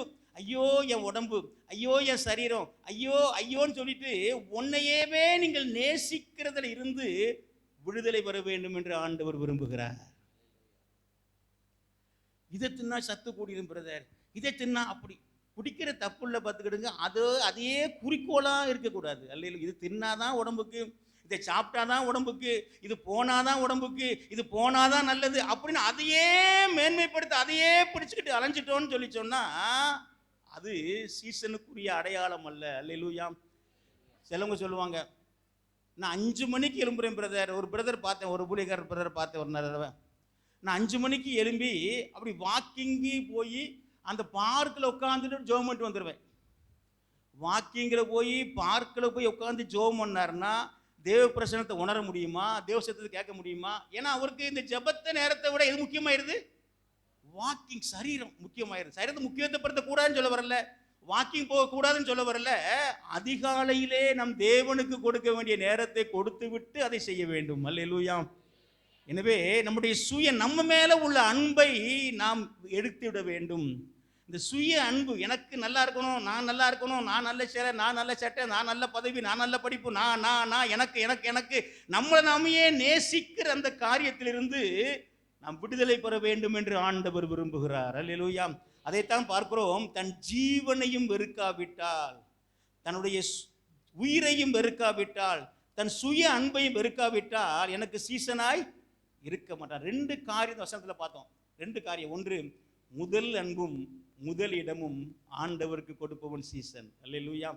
சுய அன்பை, சுயத்தை வெறுக்கிறவன் சீசன் என்று சொல்லி பார்த்தோம். கர்த்தருக்கு மகிமை உண்டாவதாக, கர்த்தருக்கு மகிமை உண்டாவதாக. அல்லேலூயா.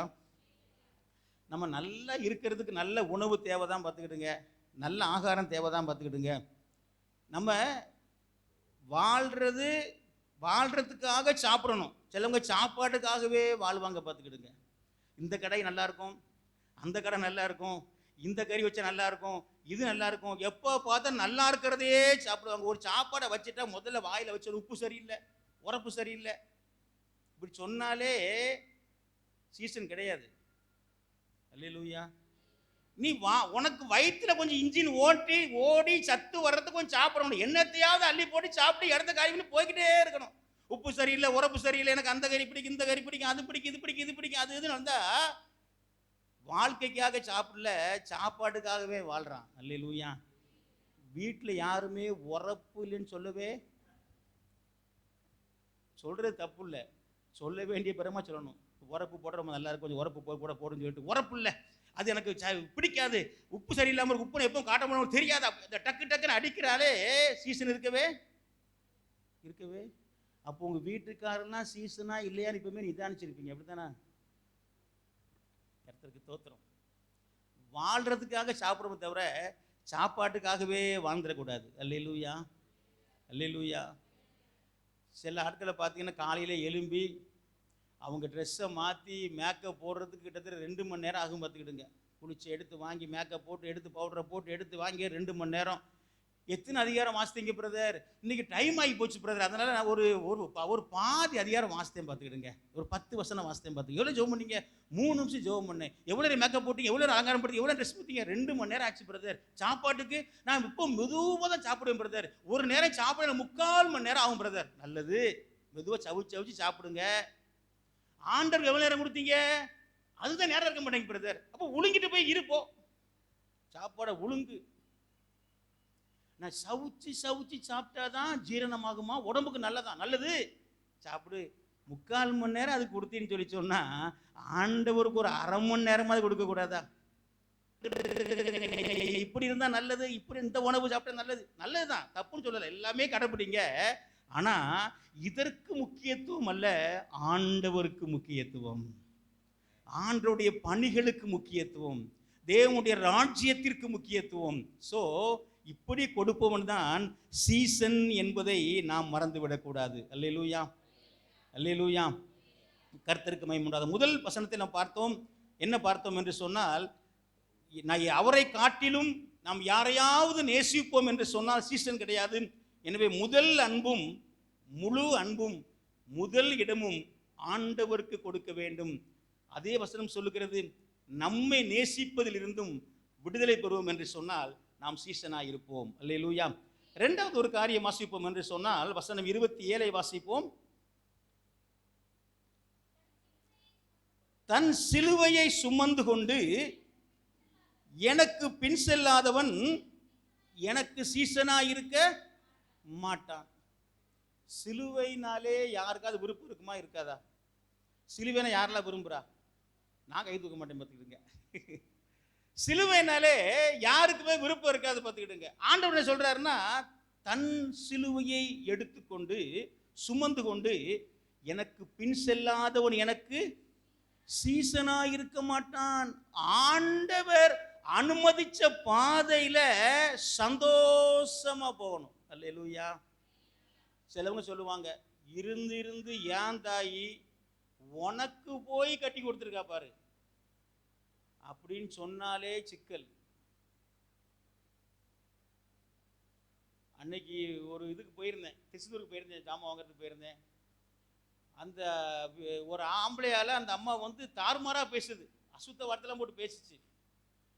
அந்த ஆள் உள்ளே போனார், அந்த அம்மா கூப்பிட்டு இது யாருன்னு கேட்டேன், என் புருஷன் தான் அப்படின்னாங்க. அல்லேலூயா. சிலவங்க புருஷனை தாறுமாறா பேசுவாங்க. அந்த ஆண்டவர் சிலுவையின் பாதையை அனுமதிச்சிருந்தார்னா அதை சந்தோஷம் அந்த பாதையில சோத்திரம் பண்ணி போனாதான் சீசன். தன் சிலுவையை சுமந்து கொண்டு, சில வீட்டில் போனீங்கன்னா மனைவி கிட்ட பேசவே முடியாது, புருஷன் சல்லுன்னு விடுவாங்க, பார்த்துக்கிடுங்க. எப்படி? உங்களை சொல்லலை, நீங்கள் ரொம்ப அன்புள்ளவங்க, நான் வெளியே உள்ளவங்களை பேசிக்கிட்டு இருக்கேன். சிலவங்க போனா என்ன என்னம்பாங்க, சொல்லுமா கொஞ்சம் தண்ணியா அப்படிம்பாங்க, அப்படி சல்லம்பாங்க, பார்த்துக்கிட்டுங்க. ஆனால் அந்த பாதையில் பொறுமையா நம்ம போனா தான் சீசன்.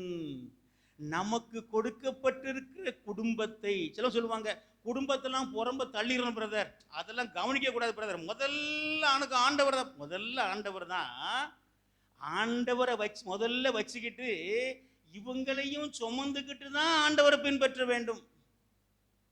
விளங்குதா?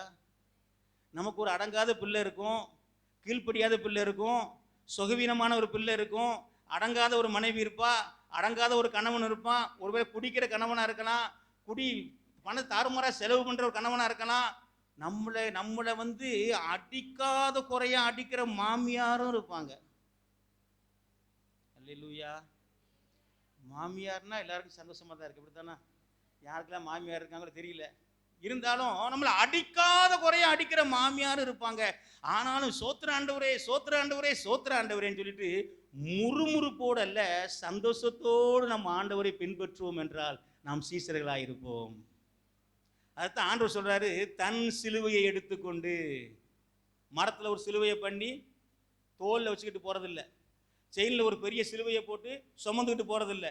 நமக்கு ஆண்டவர் கொடுக்கிற பாதையில என்ன கஷ்டங்கள் நஷ்டங்கள் பாடுகள் வந்தாலும் அதை முறுமுறுக்காம சந்தோஷமா ஏற்றுக்கொண்டு ஆண்டவரை பின்பற்றுகிற வாழ்க்கை தான் சிலுவையை சுமக்கிற ஒரு வாழ்க்கை. ஆண்டு அழகா சொல்றாரு, தன் சிலுவையை எடுத்துக்கொண்டு. என்ன சிலுவை எடுத்துக்கொண்டு? எனக்கு ஒரு சிஸ்டர் தெரியும், பார்த்துக்கிட்டுங்க, அடிக்கடி ஃபோன் பண்ணுவாங்க. ஃபோன் பண்ணிட்டு, பிரதர் இந்த தங்கச்சி இப்படி இருக்கா பிரதர், ஜோம் பண்ணுங்க பிரதர், இந்த தங்கச்சினால பிரச்சனை பிரதர், இந்த அக்காவால் போய் சொல்லிட்டு. நான் அவரால் சொன்னேன், எங்கே பாருங்க, நீங்கள் இது ஊரெல்லாம் போட்டு சுமக்காதீங்க. அல்லேலூயா. சுமந்தா ஆவிக்கிற வாழ்க்கை ஓட்ட வண்டியை ஓடவே, அவங்க காரியத்தை அவங்கவுங்க பார்ப்பாங்க. கேளுங்க, ஜோம் பண்ணுங்க, உதவி பண்ணுங்க, விட்டுருங்க. சதா கடந்து நீங்கள் கடந்து ஐயோ என் தங்கச்சி, ஐயோ என் அக்கா, ஐயோ என் அண்ணன், ஐயோ ஐயோ ஐயோ ஐயோ ஐயோ. சிலவங்க விடவே மாட்டாங்க, கல்யாணம் முடிச்சு இருப்பான், ஐயோ எங்கள் அம்மா எங்கள் அம்மா எங்கள் அம்மா எங்கள் அப்பா எங்கள் அப்பா எங்கள் அப்பாட்டு ஊரெல்லாம் கூட்டி வச்சுக்கிட்டு அவங்கன்னு சொல்லி அந்த பாரத்தெல்லாம் சுமந்துக்கிட்டு போனீங்கன்னாக்கும் நீங்கள் கிறிஸ்துவை பின்பற்ற, அது ஆண்டவர் சொல்றாரு, தன் சிலுவையை எடுத்துக்கொண்டு, தன் சிலுவையை சுமந்து கொண்டு, நமக்குன்னு ஆண்டவர் பின்பற்ற பாதையில என்ன சிலுவை வச்சிருக்காரோ அதை சுமப்பதற்கு மாத்திரம்தான் ஆண்டவர் நமக்கு கிருபையும் பலனையும் கொடுப்பார். அல்லேலூயா.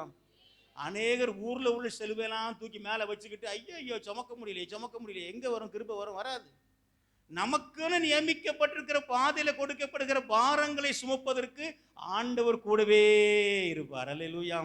கிருபை கொடுப்பார், பலன் கொடுப்பார். ஊர்ல உள்ளதெல்லாம் தூக்கி சுமக்க வேண்டிய அவசியமே இல்லை. ஆண்டவர் இந்த பூமியில வாழ்ந்த போது இந்தியாவிலேயும் ஜனங்கள் வாழ்ந்தாங்க, இங்கேயும் மறைச்சிக்கிட்டே இருந்தாங்க. ஆண்டவர் எதையுமே யோசிக்கல. அவருக்கு பாதையில என்ன காரியமோ அதை செஞ்சுக்கிட்டு அப்படியே சிலுவைக்கு நேரம் போயிட்டாரு. பார்த்துக்கிட்டுங்க. அதே மாதிரி ஊரெல்லாம் பல காரியங்கள் இருக்கும், ஊரெல்லாம் இருக்கும், அதெல்லாம் நம்ம காரியம் இல்லை. நமக்குடைய பாதையில ஆண்டவர் என்ன நியமிச்சிருக்கிறாரோ அந்த பாதையில கொடுக்கறத மாத்திரம் சுமந்துக்கிட்டு அப்படியே அவரை பின்பற்ற வேண்டும். அப்பதான் முறுமுறுப்பு வராது, நமக்குள்ள மகிழ்ச்சியும் சந்தோஷமும் காணப்படும். அல்லேலூயா, அல்லேலூயா. அப்ப நமக்கு நியமித்திருக்கிற ஓட்டத்துல எதெல்லாம் ஆண்டவர் அனுமதிக்கிறாரோ அதையெல்லாம் சந்தோஷமா ஏற்றுக்கொள்ள வேண்டும். அது ஒரு பாட்டு உண்டு, அல்லேலூயா பாடி பாடி அலைகளை நான் தாண்டிடுவேன். அல்லேலூயா பாடி பாடி அலைகளை நான் தாண்டிடுவேன். நம்புவேன் இயேசுவை, நம்புவேன் இயேசுவை, நம்புவேன் இயேசுவை, நம்புவேன் இயேசுவை. சுமந்துக்கிட்டு ஆண்டவர் பின்னாலே போகணுமா? போடப்பட்டிருக்கு பாருங்க, சுமந்து கொண்டு எனக்கு பின் செல்லாதவன். செல்லவங்க சொல்லுவாங்க, தூக்கிட்டு சுமந்து போய்கிட்டே இருப்போம். இங்கே வா, அங்கே போனால் இறக்கி வச்சுட்டு வந்துடலாம். இறக்கி வச்சுட்டு வந்துட்டோன்னு சொல்லி சொன்னால் இன்னொரு பெரிய சிலுவை நமக்கு வந்துடும். பார்த்துக்கிடுங்க, இருக்கிற சிலுவை நமக்கு போதும். அல்லேலூயா, அல்லேலூயா. அங்கே போவா, இங்கே போவா, அந்த அங்கே போய் இங்கே போய் இறக்கி வச்சுட்டு வந்துடுவோம். இந்த மந்திரவாதிகிட்ட வா, அந்த மந்திரவாதிகிட்ட வா, இந்த ஆஸ்பத்திரி வா, அதப்பா இதப்பா அங்கே எங்கே போட்டு ஓடுறது இல்லை. அந்த சிலுவையை கொண்டு போய் இறக்கி வைக்கிறதுக்கு இடம் தேடக்கூடாது. அந்த சிலுவையோடு கூட, அந்த பாரத்தோடு கூட நம் ஆண்டவரை பின்பற்றும் போது அந்த பாரமும் அந்த சிலுவையும் நாம் பரலோகம் போறதற்கு ஆசீர்வாத பாத்திரங்களாய் ஆண்டவர் மாற்றுவார். அல்லேலூயா, அல்லேலூயா, அல்லேலூயா. கர்த்தருக்கு தோத்திரம். நமக்கு நிறைய பேச நேரம் இல்லை. அடுத்து மூன்றாவது ஒரு பாயிண்டை சொல்லி முடிக்க போகிறேன். மூன்றாவது நம்ம வாசிக்க வேண்டிய வசனம் 33ஆம் வசனத்தை வாசிப்போம்.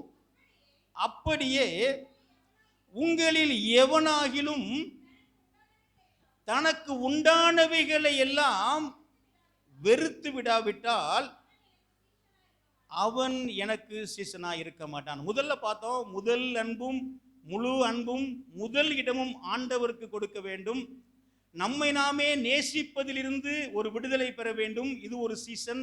அதற்கு பின்பதாக கிறிஸ்துவை பின்பற்றுகிற வழிகளிலே கர்த்தர் நமக்கு கொடுக்கிற பாடுகளையும் துன்பங்களையும் துக்கங்களையும் சிலுவைகளையும் சந்தோஷமாய் அல்லேலூயா பாடிக்கொண்டு பின் சொல்வோம் என்று சொன்னால் அவன் சீசன் என்று பார்த்தோம். மூன்றாவது ஒரு காரியம், அதை இன்னொரு மொழிபெயர்ப்பிலே வாசித்தோம் என்று சொன்னால், அவ்வாறே உங்களுக்குள் எவனும் தனக்கு உள்ளவை எல்லாவற்றையும் விட்டு விடாவிட்டால் எனக்கு சீசனா இருக்க. அப்போ தனக்கு உண்டானவைகள் எல்லாம் என்று சொல்லும் பொழுது உலக பொருளை அதை குறிக்கிறதா இருக்கிறது. இதுவரைக்கும் முதல்ல பார்த்தோம், குடும்பத்தை குறித்து பார்த்தோம், நம்ம பார்த்தோம், நம்ம வாழ்க்கையில நடைபெறுகிற காரியங்களை குறித்து பார்த்தோம். இதெல்லாம் விட்டு அவரை பின்பற்ற வேண்டும் என்று போக வேண்டும் என்று சொல்லி, மூன்றாவதாக நமக்குள்ளது உலக பொருளை, தனக்கு உண்டானவைகளை எல்லாம் அப்படின்னு என்ன அர்த்தம்னா, அது நம்மிடத்தில் உள்ள உலக பொருளை குறைக்கிறது. தனக்கு உண்டானவை, தன்னிடத்தில் உள்ளதை நாம் வெறுக்க வேண்டும் என்று ஆண்டவர் அங்கே சொல்லுகிறார். அல்லேலூயா. வெறுப்பது என்றால் என்னையா? வெறுப்பதுன்னு என்னது? வேண்டாம், பணம் வேண்டாம், நகை வேண்டாம், எல்லாம் வேண்டாம், அவர் தூக்கி போட்டு போறது, அப்படி இல்லை. வெறுப்பது என்று சொன்னால் நம்மிடத்தில் உள்ள பணமாக இருக்கலாம், பொருளாக இருக்கலாம், சொத்தாக இருக்கலாம், அதை தேவ மகிமைக்காகவும் தேவனுடைய ராஜ்யத்திற்காகவும் பயன்படுத்துவதுதான் வெறுப்பது என்பது. அல்லேலூயா. விளங்குதா? விளங்குனாதான் நீங்க விளங்குவீங்க, சரிதானா?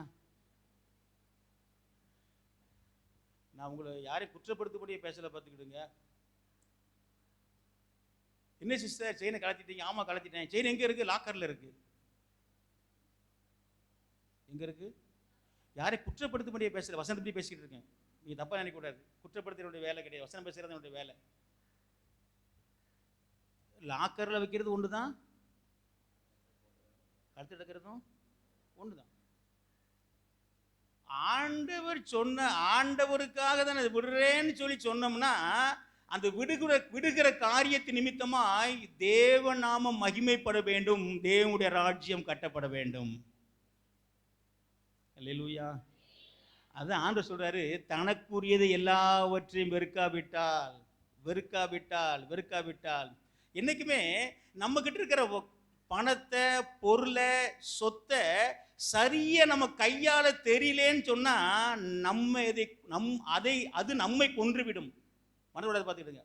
நம்ம கிட்ட இருக்க 100 ரூபாயா இருக்கலாம், 5000 ரூபாய் இருக்கலாம், ஒருவேளை 500 ரூபாயா இருக்கலாம். அதை சரியா பயன்படுத்த வேண்டிய விதத்தில் பயன்படுத்தாதபடி இருப்போம் என்று சொன்னால், அதை சரியாக கையாளாமல் இருப்போம் சொன்னால், அந்த பணமே நம்மை கொன்றுவிடும், அந்த பொருளே நம்மை கொன்றுவிடும், அந்த சொத்தை நம்மை கொன்றுவிடும். கரண்ட் நல்லதுதான். அந்த கரண்டை உபயோகப்படுத்த வேண்டிய விதத்தில் உபயோகப்படுத்த தெரியாமல் இருந்தால் நம்ம ஆளையே கொன்னுரும். பார்த்துக்கிடுங்க. பணமும் நல்லது தான், பொருளும் நல்லது தான், எல்லா சொத்தும் நல்லதுதான், எல்லாமே நல்லதுதான். பார்த்துக்கிடுங்க. ஆனால் அதை பயன்படுத்த வேண்டிய விதத்தில் பயன்படுத்தாமல் இருந்தோம்னா நம்மையே அது கொன்றுவிடும். அல்லேலூயா, அல்லேலூயா.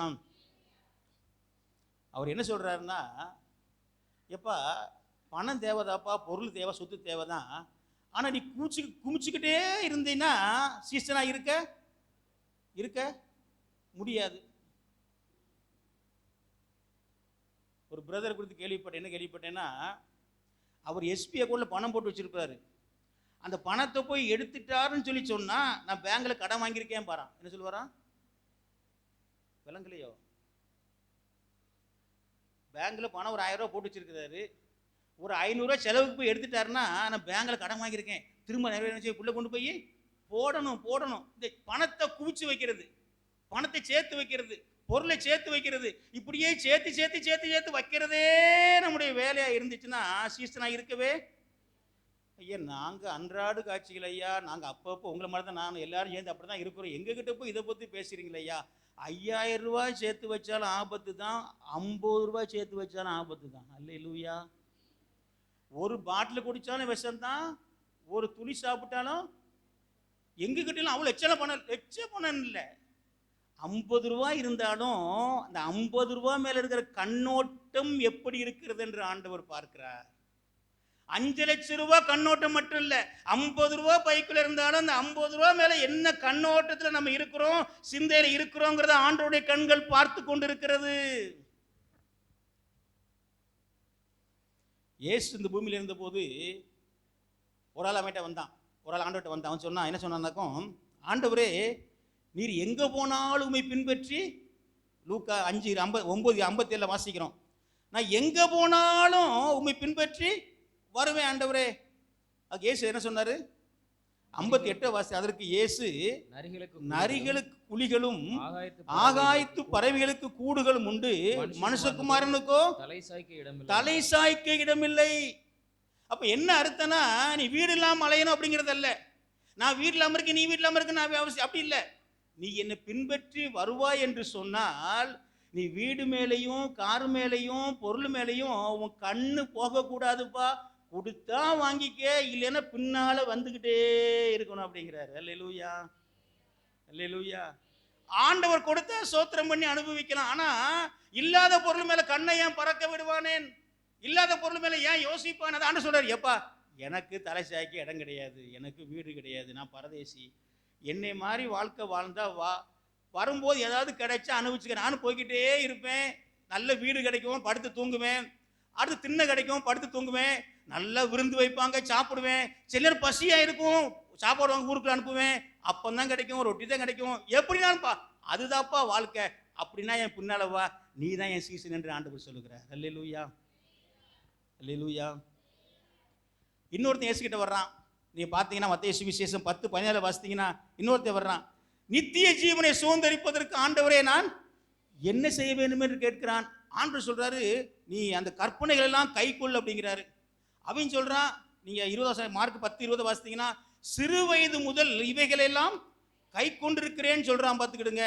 உடனே அவர் சொல்றாரு, நீ போய் உனக்கு உண்டானவைகள் எல்லாம் விற்று தரித்திரருக்கு கொடு, அப்பொழுது பரலோகத்திலே உனக்கு பொக்கிஷம் உண்டாயிருக்கும், பின்பு சிலுவை எடுத்துக்கொண்டு என்னை பின்பற்றி வா. நடந்தது என்னன்னா 22 வசனத்தை வாசித்தீங்கன்னா, அவன் மிகுந்த ஆஸ்தி உள்ளவனாய் இருந்தபடியால் இந்த வார்த்தைகளை கேட்டு மனம் அடைந்து சந்தோஷத்தோட ஆண்டவரை பின்பற்றான். அப்படியே இருக்கு, துக்கத்தோட போய்விட்டான்னு பார்த்துக்கிட்டுங்க, போய்விட்டான் பார்த்துக்கிட்டுங்க. அதாவது அவன் வந்து ஆண்டவரை வைக்க வேண்டிய இடத்துல எதை வச்சிருந்தான்? பொன்னையும் பொருளையும் ஆஸ்தி வச்சிருந்தான். 2 திராசு எப்படி வச்சிருந்தானாக்கும், ஆண்டவர் மேலே போயிட்டாரு, மேலே கிடந்து தூசில் ஆடுறாரு, இங்க கீழே கிடந்து இழுக்குது. என்ன இழுக்குது? பொண்ணும் வெள்ளியும் பொருளும் சொத்து இழுக்குது பார்த்துக்கிடுங்க. ஆண்டவருக்கு வெயிட் இல்லை, யாருக்கு வெயிட் இருக்கு? இதுக்கு தான் முக்கியத்துவம் கொடுக்குறேன். அதனால சொன்னா, அதனால தான் ஆண்டவர் பரலோகத்தோட பொக்கிஷம் உண்டாயிருக்கும்பா, அங்கே உனக்கு பெரிய ஆசீர்வாதம் தருவேன்ப்பா, எல்லாத்தையும் விட்டுட்டு வான்னு சொன்ன உடனே, ஆண்டவரே அதெல்லாம் விட முடியாது ஆண்டவர், எனக்கு இதுதான் முக்கியம்னு சொல்லிட்டு அவன் பின்வாங்கி போய்விட்டான் என்று வேதம் சொல்லுகிறது. அல்லேலூயா, அல்லேலூயா.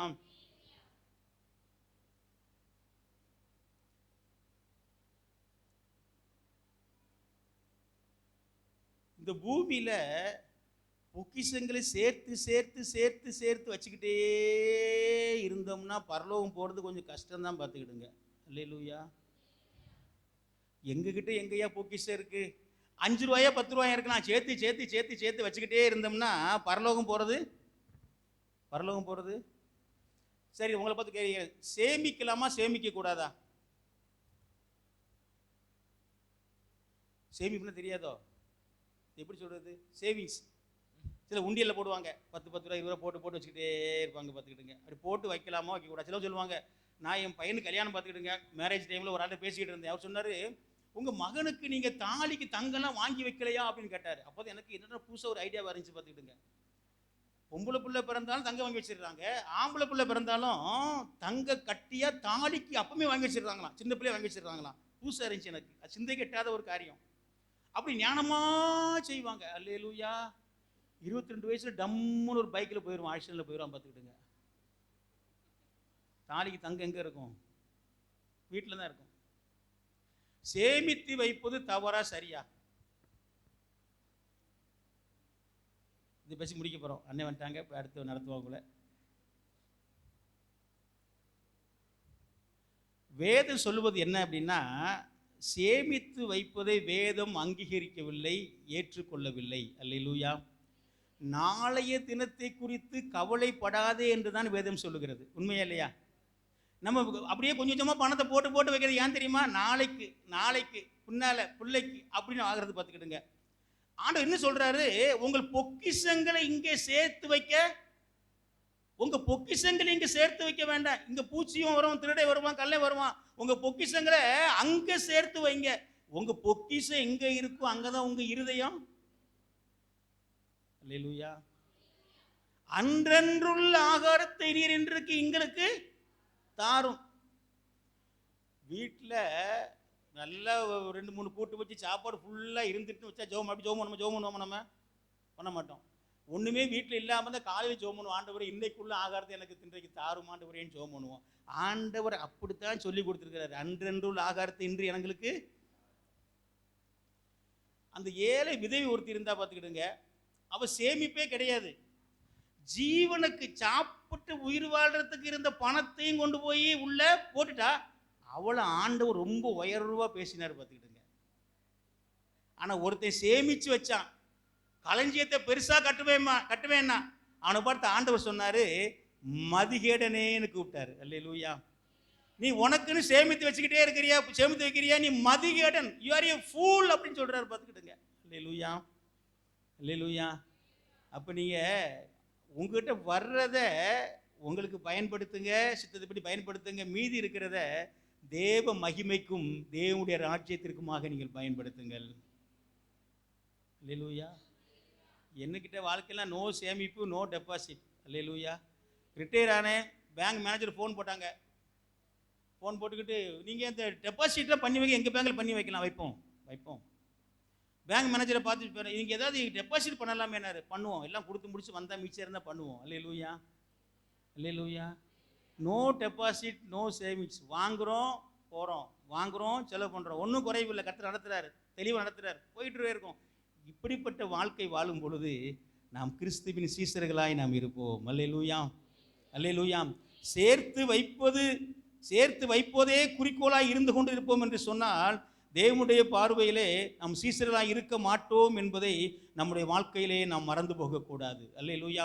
கர்த்தர் கொடுத்ததை அனுபவித்து விட்டு தேவையில்லாத எல்லாவற்றையும் ஆண்டவர்க்கான்று சொல்லி தியாகத்தோடு கொடுத்து அவர் நாமத்தை மகிமைப்படுத்துவதும் அவருடைய ராஜ்யத்தை கட்டுவதுமே சீசனுக்குரிய ஒரு குணாதிசயம் என்பதை நம்முடைய வாழ்க்கையிலே நாம் மறந்து போகக்கூடாது. அல்லேலூயா, அல்லேலூயா. ஆடம்பரமாய் வாழ்ந்த ஐஸ்வர்யவான் கிடைச்சது என்னது? நரகம். லாசர் கிடைச்சது பரலோகம். பார்த்துக்கிடுங்க. அதுக்காக ஐஸ்வர்யவன் எல்லாத்துக்கும் நரகம் சொல்ல வரல நான். அவன் அந்த லாசரை கவனிக்காமல் விட்டுட்டான், அந்த நாய்க்கு சோறு படாமல் விட்டுட்டான். ஸோ அதனால அவன் போனான். அது ஒரு காரியம் இருக்குது. ஆனால் நம்முடைய அடித்தளத்தில் ஆண்டவரே நான் ஐஸ்வர்யவாகன்னு விரும்பலை, ஆண்டவரே தரித்திரன் ஆகும்னு விரும்பலை, ஆண்டவரே எனக்கு தேவை அப்பப்போ சந்தித்து நிம்மதியாக வாழ எனக்கு உதவி செய்யுங்க ஆண்டவரே. யாரெல்லாம் அதை ஏற்றுக்கொள்கிறா? அல்லேலூயா. நான் பெரிய ஐஸ்வர்யவாகன்னு விரும்பல ஆண்டவரே, தரித்திரப்பட்டும் போய் கஷ்டப்பட்டு கூடாது ஆண்டவரே. உங்களுடைய ஊழியக்காரன், உங்களுடைய பிள்ளை அது பேர் கேவலம் பேசக்கூடாது ஆண்டவரே. ஆண்டவரே எனக்கு என்னென்ன தேவையோ அப்பப்போ கொடுத்து அப்பப்போ நடத்தி எப்படியாவது நான் பரலோகத்துக்கு வந்துடணும் ஆண்டவரே. அப்படிப்பட்ட ஒரு எண்ணம் சிந்தையோடு இந்த பூமியில் வாழ்வோம் என்று சொன்னால் நாம் கிறிஸ்துவின் சீசர்களாய் நாம் காணப்படுவோம். அல்லேலூயா, அல்லேலூயா. கடைசியை ஒன்று சொல்லி முடிக்கிறேன். நீங்கள் அந்த அதிகாரத்தை திருப்பி எடுத்துக்கொள்ளுங்க. நான் திரும்ப ஞாபகப்படுத்த விரும்புகிறேன். 25 வசனத்தை வாசித்தீங்கன்னா நிறைய பேர் பின்னால் போகிறாங்க, நிறைய பேர் பின்னால் போய்கிட்டே இருக்கிறாங்க. அவங்களுக்குலாம் என்னன்னா நாங்கள்லாம் இயேசுவுக்கு பின்னால் போகிறதுனால, யார் நாங்கள்லாம்? சீசர்களுங்கிற ஒரு எண்ணம். ஆலயத்துக்கு போகிறோம், பைபிள் வாசிக்கிறோம், ஜெபம் பண்ணுறோம், நாங்கள் சீசர்கள்ங்கிற எண்ணம்.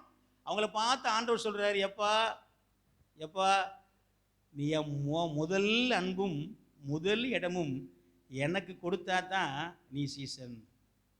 அதோடு மாத்திரமல்ல, உன்னையே நீ நேசிக்கிறதிலிருந்து விடுதலை பெற்றாதான் நீ எனக்கு சீசன்.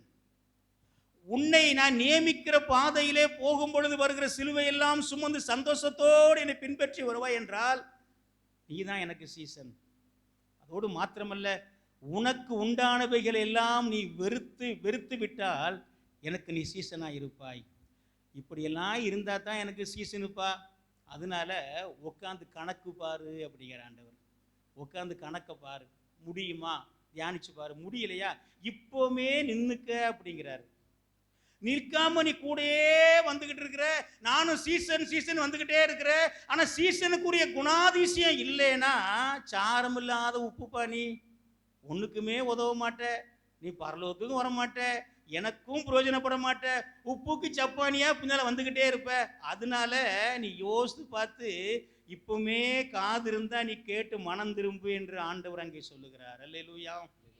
கிறிஸ்து சிலுவை, அதாவது சீசனற்ற ஒரு வாழ்க்கை வாழ்ந்து கொண்டு கிறிஸ்துவை பின்பற்றும் போது சாரமற்ற உப்பு அது ஒன்றுக்குமே உதவாது. நீ மனம் திரும்ப வேண்டும் என்று ஆண்டவர் அங்கே விரும்புகிறார். அல்லேலூயா. ஆனால் உண்மையிலேயே நாம் சீசனாக இருப்போம் என்று சொன்னால் ஆண்டவருக்கு ஒரு பெரிய ஆசீர்வாதம் என்னவென்று எடுத்து வாசியுங்கள். ஒரு பெரிய ஆசீர்வாதம் என்னவென்று சொன்னால் யோவான் சுவிசேஷம் 21ஆம் அதிகாரம் வசனம் 15. இல்லை அது இல்லை, நான் இன்னொரு வசனம் வாசிக்கிறேன் பாருங்க.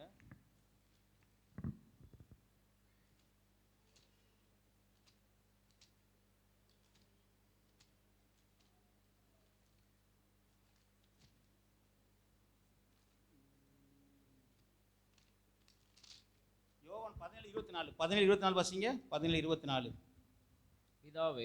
பிதாவே உலக தோற்றத்திற்கு முன் நீர் என்னில் அன்பாயிருந்தபடியினால் நீர் எனக்கு தந்த என்னுடைய மகிமையை நீர் எனக்கு தந்தவர்கள் காணும்படியாக நான் எங்கே இருக்கிறேனோ அங்கே அவர்களும் என்னுடைய கூட இருக்க விரும்புகிறேன். உண்மையான ஒரு சீசத்துவ வாழ்க்கைக்கு நம்ம ஒப்பு கொடுத்தோம்னா ஆண்டவர் எங்கே இருப்பாரோ நாம் அங்கே இருப்போம். அல்லேலூயா. இனி நான் எங்கே இருக்கிறேனோ என் கூட இருக்கிறவங்களும் அங்கே இருக்குன்னு விரும்புகிறாரு. உண்மையான சீசத்துவ வாழ்க்கைக்கு நம்ம அர்ப்பணித்து முயற்சி எடுத்து அதை அபியாசிக்க முயற்சிக்கும் பொழுது ஆண்டவர் எங்கே இருப்பாரோ ஆண்டவரோடு நாமும் இருப்போம். அல்லேலூயா. இன்னொரு சனத்தை வாசிப்போம். லூக்கா 21:15 வாசிப்போம்.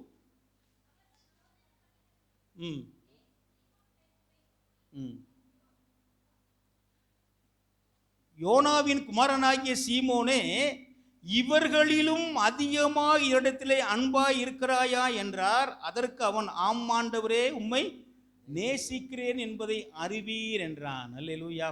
இந்த வேளையில கவனிங்க. வாசிக்கிறியா? அதான் வசனம் தானே? 21:15 கவனிங்க. இவர்களிலும் அதிகமாக என்னிடத்திலே அன்பாய் இருக்கிறாயா. இப்போ ஆண்டவர் கேட்குற கேள்வி என்னன்னா, எல்லாரையும் நிற்க வச்சு கேட்பார் ஆண்டவர், நீ இந்த ஆளை காட்டிலும் என்கிட்ட அன்பா இருக்கிறையா, அது சுசியை காட்டிலும் அன்பாய், இப்படி ஒவ்வொருத்தர் பேசி பீட்டரை காட்டிலும் அன்பா இருக்கு, ஒவ்வொருத்தரும் ஆண்டவர் கேட்பார் பார்த்துருங்க. அப்படி கேட்கும்போது, ஆமா ஆண்டவரே, அந்த அம்மாவை காட்டிலும் நான் அன்பு கூட தான் வச்சிருக்கேன்னு சொன்னாதான் ஆண்டோடைய இருதயம் சந்தோஷப்படும். ஜெபம் பண்ணுவோமா? நம்ம எல்லாரையும் இன்று கண்களை மூடி ஜெபிப்போம். அல்லேலூயா, க்ளோரி டு காட். நம்ம எல்லாரையும் இன்று கண்களை மூடி, அல்லேலூயா, glory to God, glory to Jesus, அல்லேலூயா. நமக்கு நன்றி ஆண்டவர். எல்லாரும் கண்களை மூடி அப்படியே நீங்கள் ஜெபம் பண்ண ஆரம்பிங்க. அல்லேலூயா, அல்லேலூயா, glory to God, glory to God, glory to God, glory to God. எல்லாரும் அல்லேலூயா. எல்லாரும் கண்களை மூடி, அல்லேலூயா, எல்லாரும் கண்களை மூடி ஜெபம் பண்ணுவோமா? எல்லாரும் ஜெபம் பண்ணுங்க. அல்லேலூயா. இயேசுவை பின்பற்றி போய் கொண்டிருக்கிறோம். ஆண்டவர் நம்மை பார்த்து சொல்லுகிறார், என்னை பின்னாலே வர்றதுனால என் சீசனா நீ மாற முடியாது அப்பா, நீ முதல் அன்பு எனக்கு தர வேண்டும். அல்லேலூயா. முதல் இடம் எனக்கு தர வேண்டும். அல்லேலூயா. இவர்கள் எல்லாரை காட்டிலும் ஆண்டவர் கேட்கிறார், இவர்கள் எல்லாரை காட்டிலும் தனியாக எழுப்பிட்டு கேட்பாரு, என் பேரை சொல்லி, பீட்டர், இங்க இருக்கிற எல்லாரை காட்டிலும் நீ என் மேல அதிக அன்பா இருக்கிறாயா அப்படின்னு கேட்பாரு. பார்த்துக்கிடுங்க. நான் அடிச்சு சொல்லணும், ஆமாண்டவரே என்று சொல்ல வேண்டும். அல்லேலூயா. அப்படி சொல்லும் பொழுது ஆண்டவருடைய இருதயம் சந்தோஷப்படுகிறது. அல்லேலூயா. ஆண்டவரை பார்த்து சொல்லுங்க, ஆண்டவரே, நான் அன்பு மேலே வச்சிருக்கிறேன் ஆண்டவரே, எல்லாருக்காட்டிலும் அன்பு வச்சிருக்கிறேன் ஆண்டவரே. வாயை திறந்து ஆண்டவரை அறிக்கை இட்டு சொல்லுங்க, ஆண்டவரே, ஆண்டவரே, இவர் எல்லாரை காட்டிலும் அதிக அன்பு மேலே நான் வச்சிருக்கிறேன் ஆண்டவரே. அல்லேலூயா, அல்லேலூயா. ஜெபம் பண்ணுங்க. முதல் அன்பு உமக்குத்தான் ஆண்டவரே, முழு அன்பு உமக்குத்தான் ஆண்டவரே, முதல் இடமும் உமக்குத்தான் ஆண்டவரே. அப்படியே ஒப்புக்கூட ஜெபம் பண்ணிக்கிட்டே இருங்க. அல்லேலூயா. வாயை திறந்து அப்படியே அறிக்கையிட்டுக்கிட்டே இருங்க. அல்லேலூயா. ஆண்டவருடைய இருதயம் சந்தோஷப்படுகிறது. உங்கள் வாயிலிருந்து வர்ற வார்த்தையை வைத்து ஆண்டவருடைய இருதயம் சந்தோஷப்படுகிறது, மகிழ்ச்சி அடைகிறது. அல்லேலூயா. அப்படியே நீங்கள் ஜெபம் பண்ணிக்கிட்டே இருங்க. அல்லேலூயா. ஏன் சத்தத்தை கேட்காதீங்க. தேவனுடைய வார்த்தை உங்களுக்கு வந்ததல்லவா, உங்களோட ஆண்டவர் பேசியிருக்கு, அதை வச்சு நீங்க ஜெபம் பண்ணிக்கிட்டே இருங்க. அல்லேலூயா, அல்லேலூயா. ஜெபம் பண்ணுங்க. அல்லேலூயா. ஆண்டவரே, என் முதல் அன்பு உமக்குத்தான் ஆண்டவரே, என் முழு அன்பு உமக்குத்தான் ஆண்டவரே, என் வாழ்க்கையில் முதல் இடம் உமக்குத்தான் ஆண்டவரே. அல்லேலூயா. என்னுடைய கணவனுக்கு அல்ல, மனைவிக்கு அல்ல, பிள்ளைகளுக்கு அல்ல, தாய் தகப்பனுக்கு அல்ல ஆண்டவரே, முதல் இடம் உமக்குத்தான் ஆண்டவரே. அல்லேலூயா. நீங்கள் சொல்கிறீங்களா? உண்மையிலே நீங்கள் சொல்கிறீங்களா? ஆண்டவர் சந்தோஷப்படுவார். அல்லேலூயா. உண்மையிலே நீங்கள் சொன்னீங்கன்னா ஆண்டவர் சந்தோஷப்படுவார். அல்லேலூயா.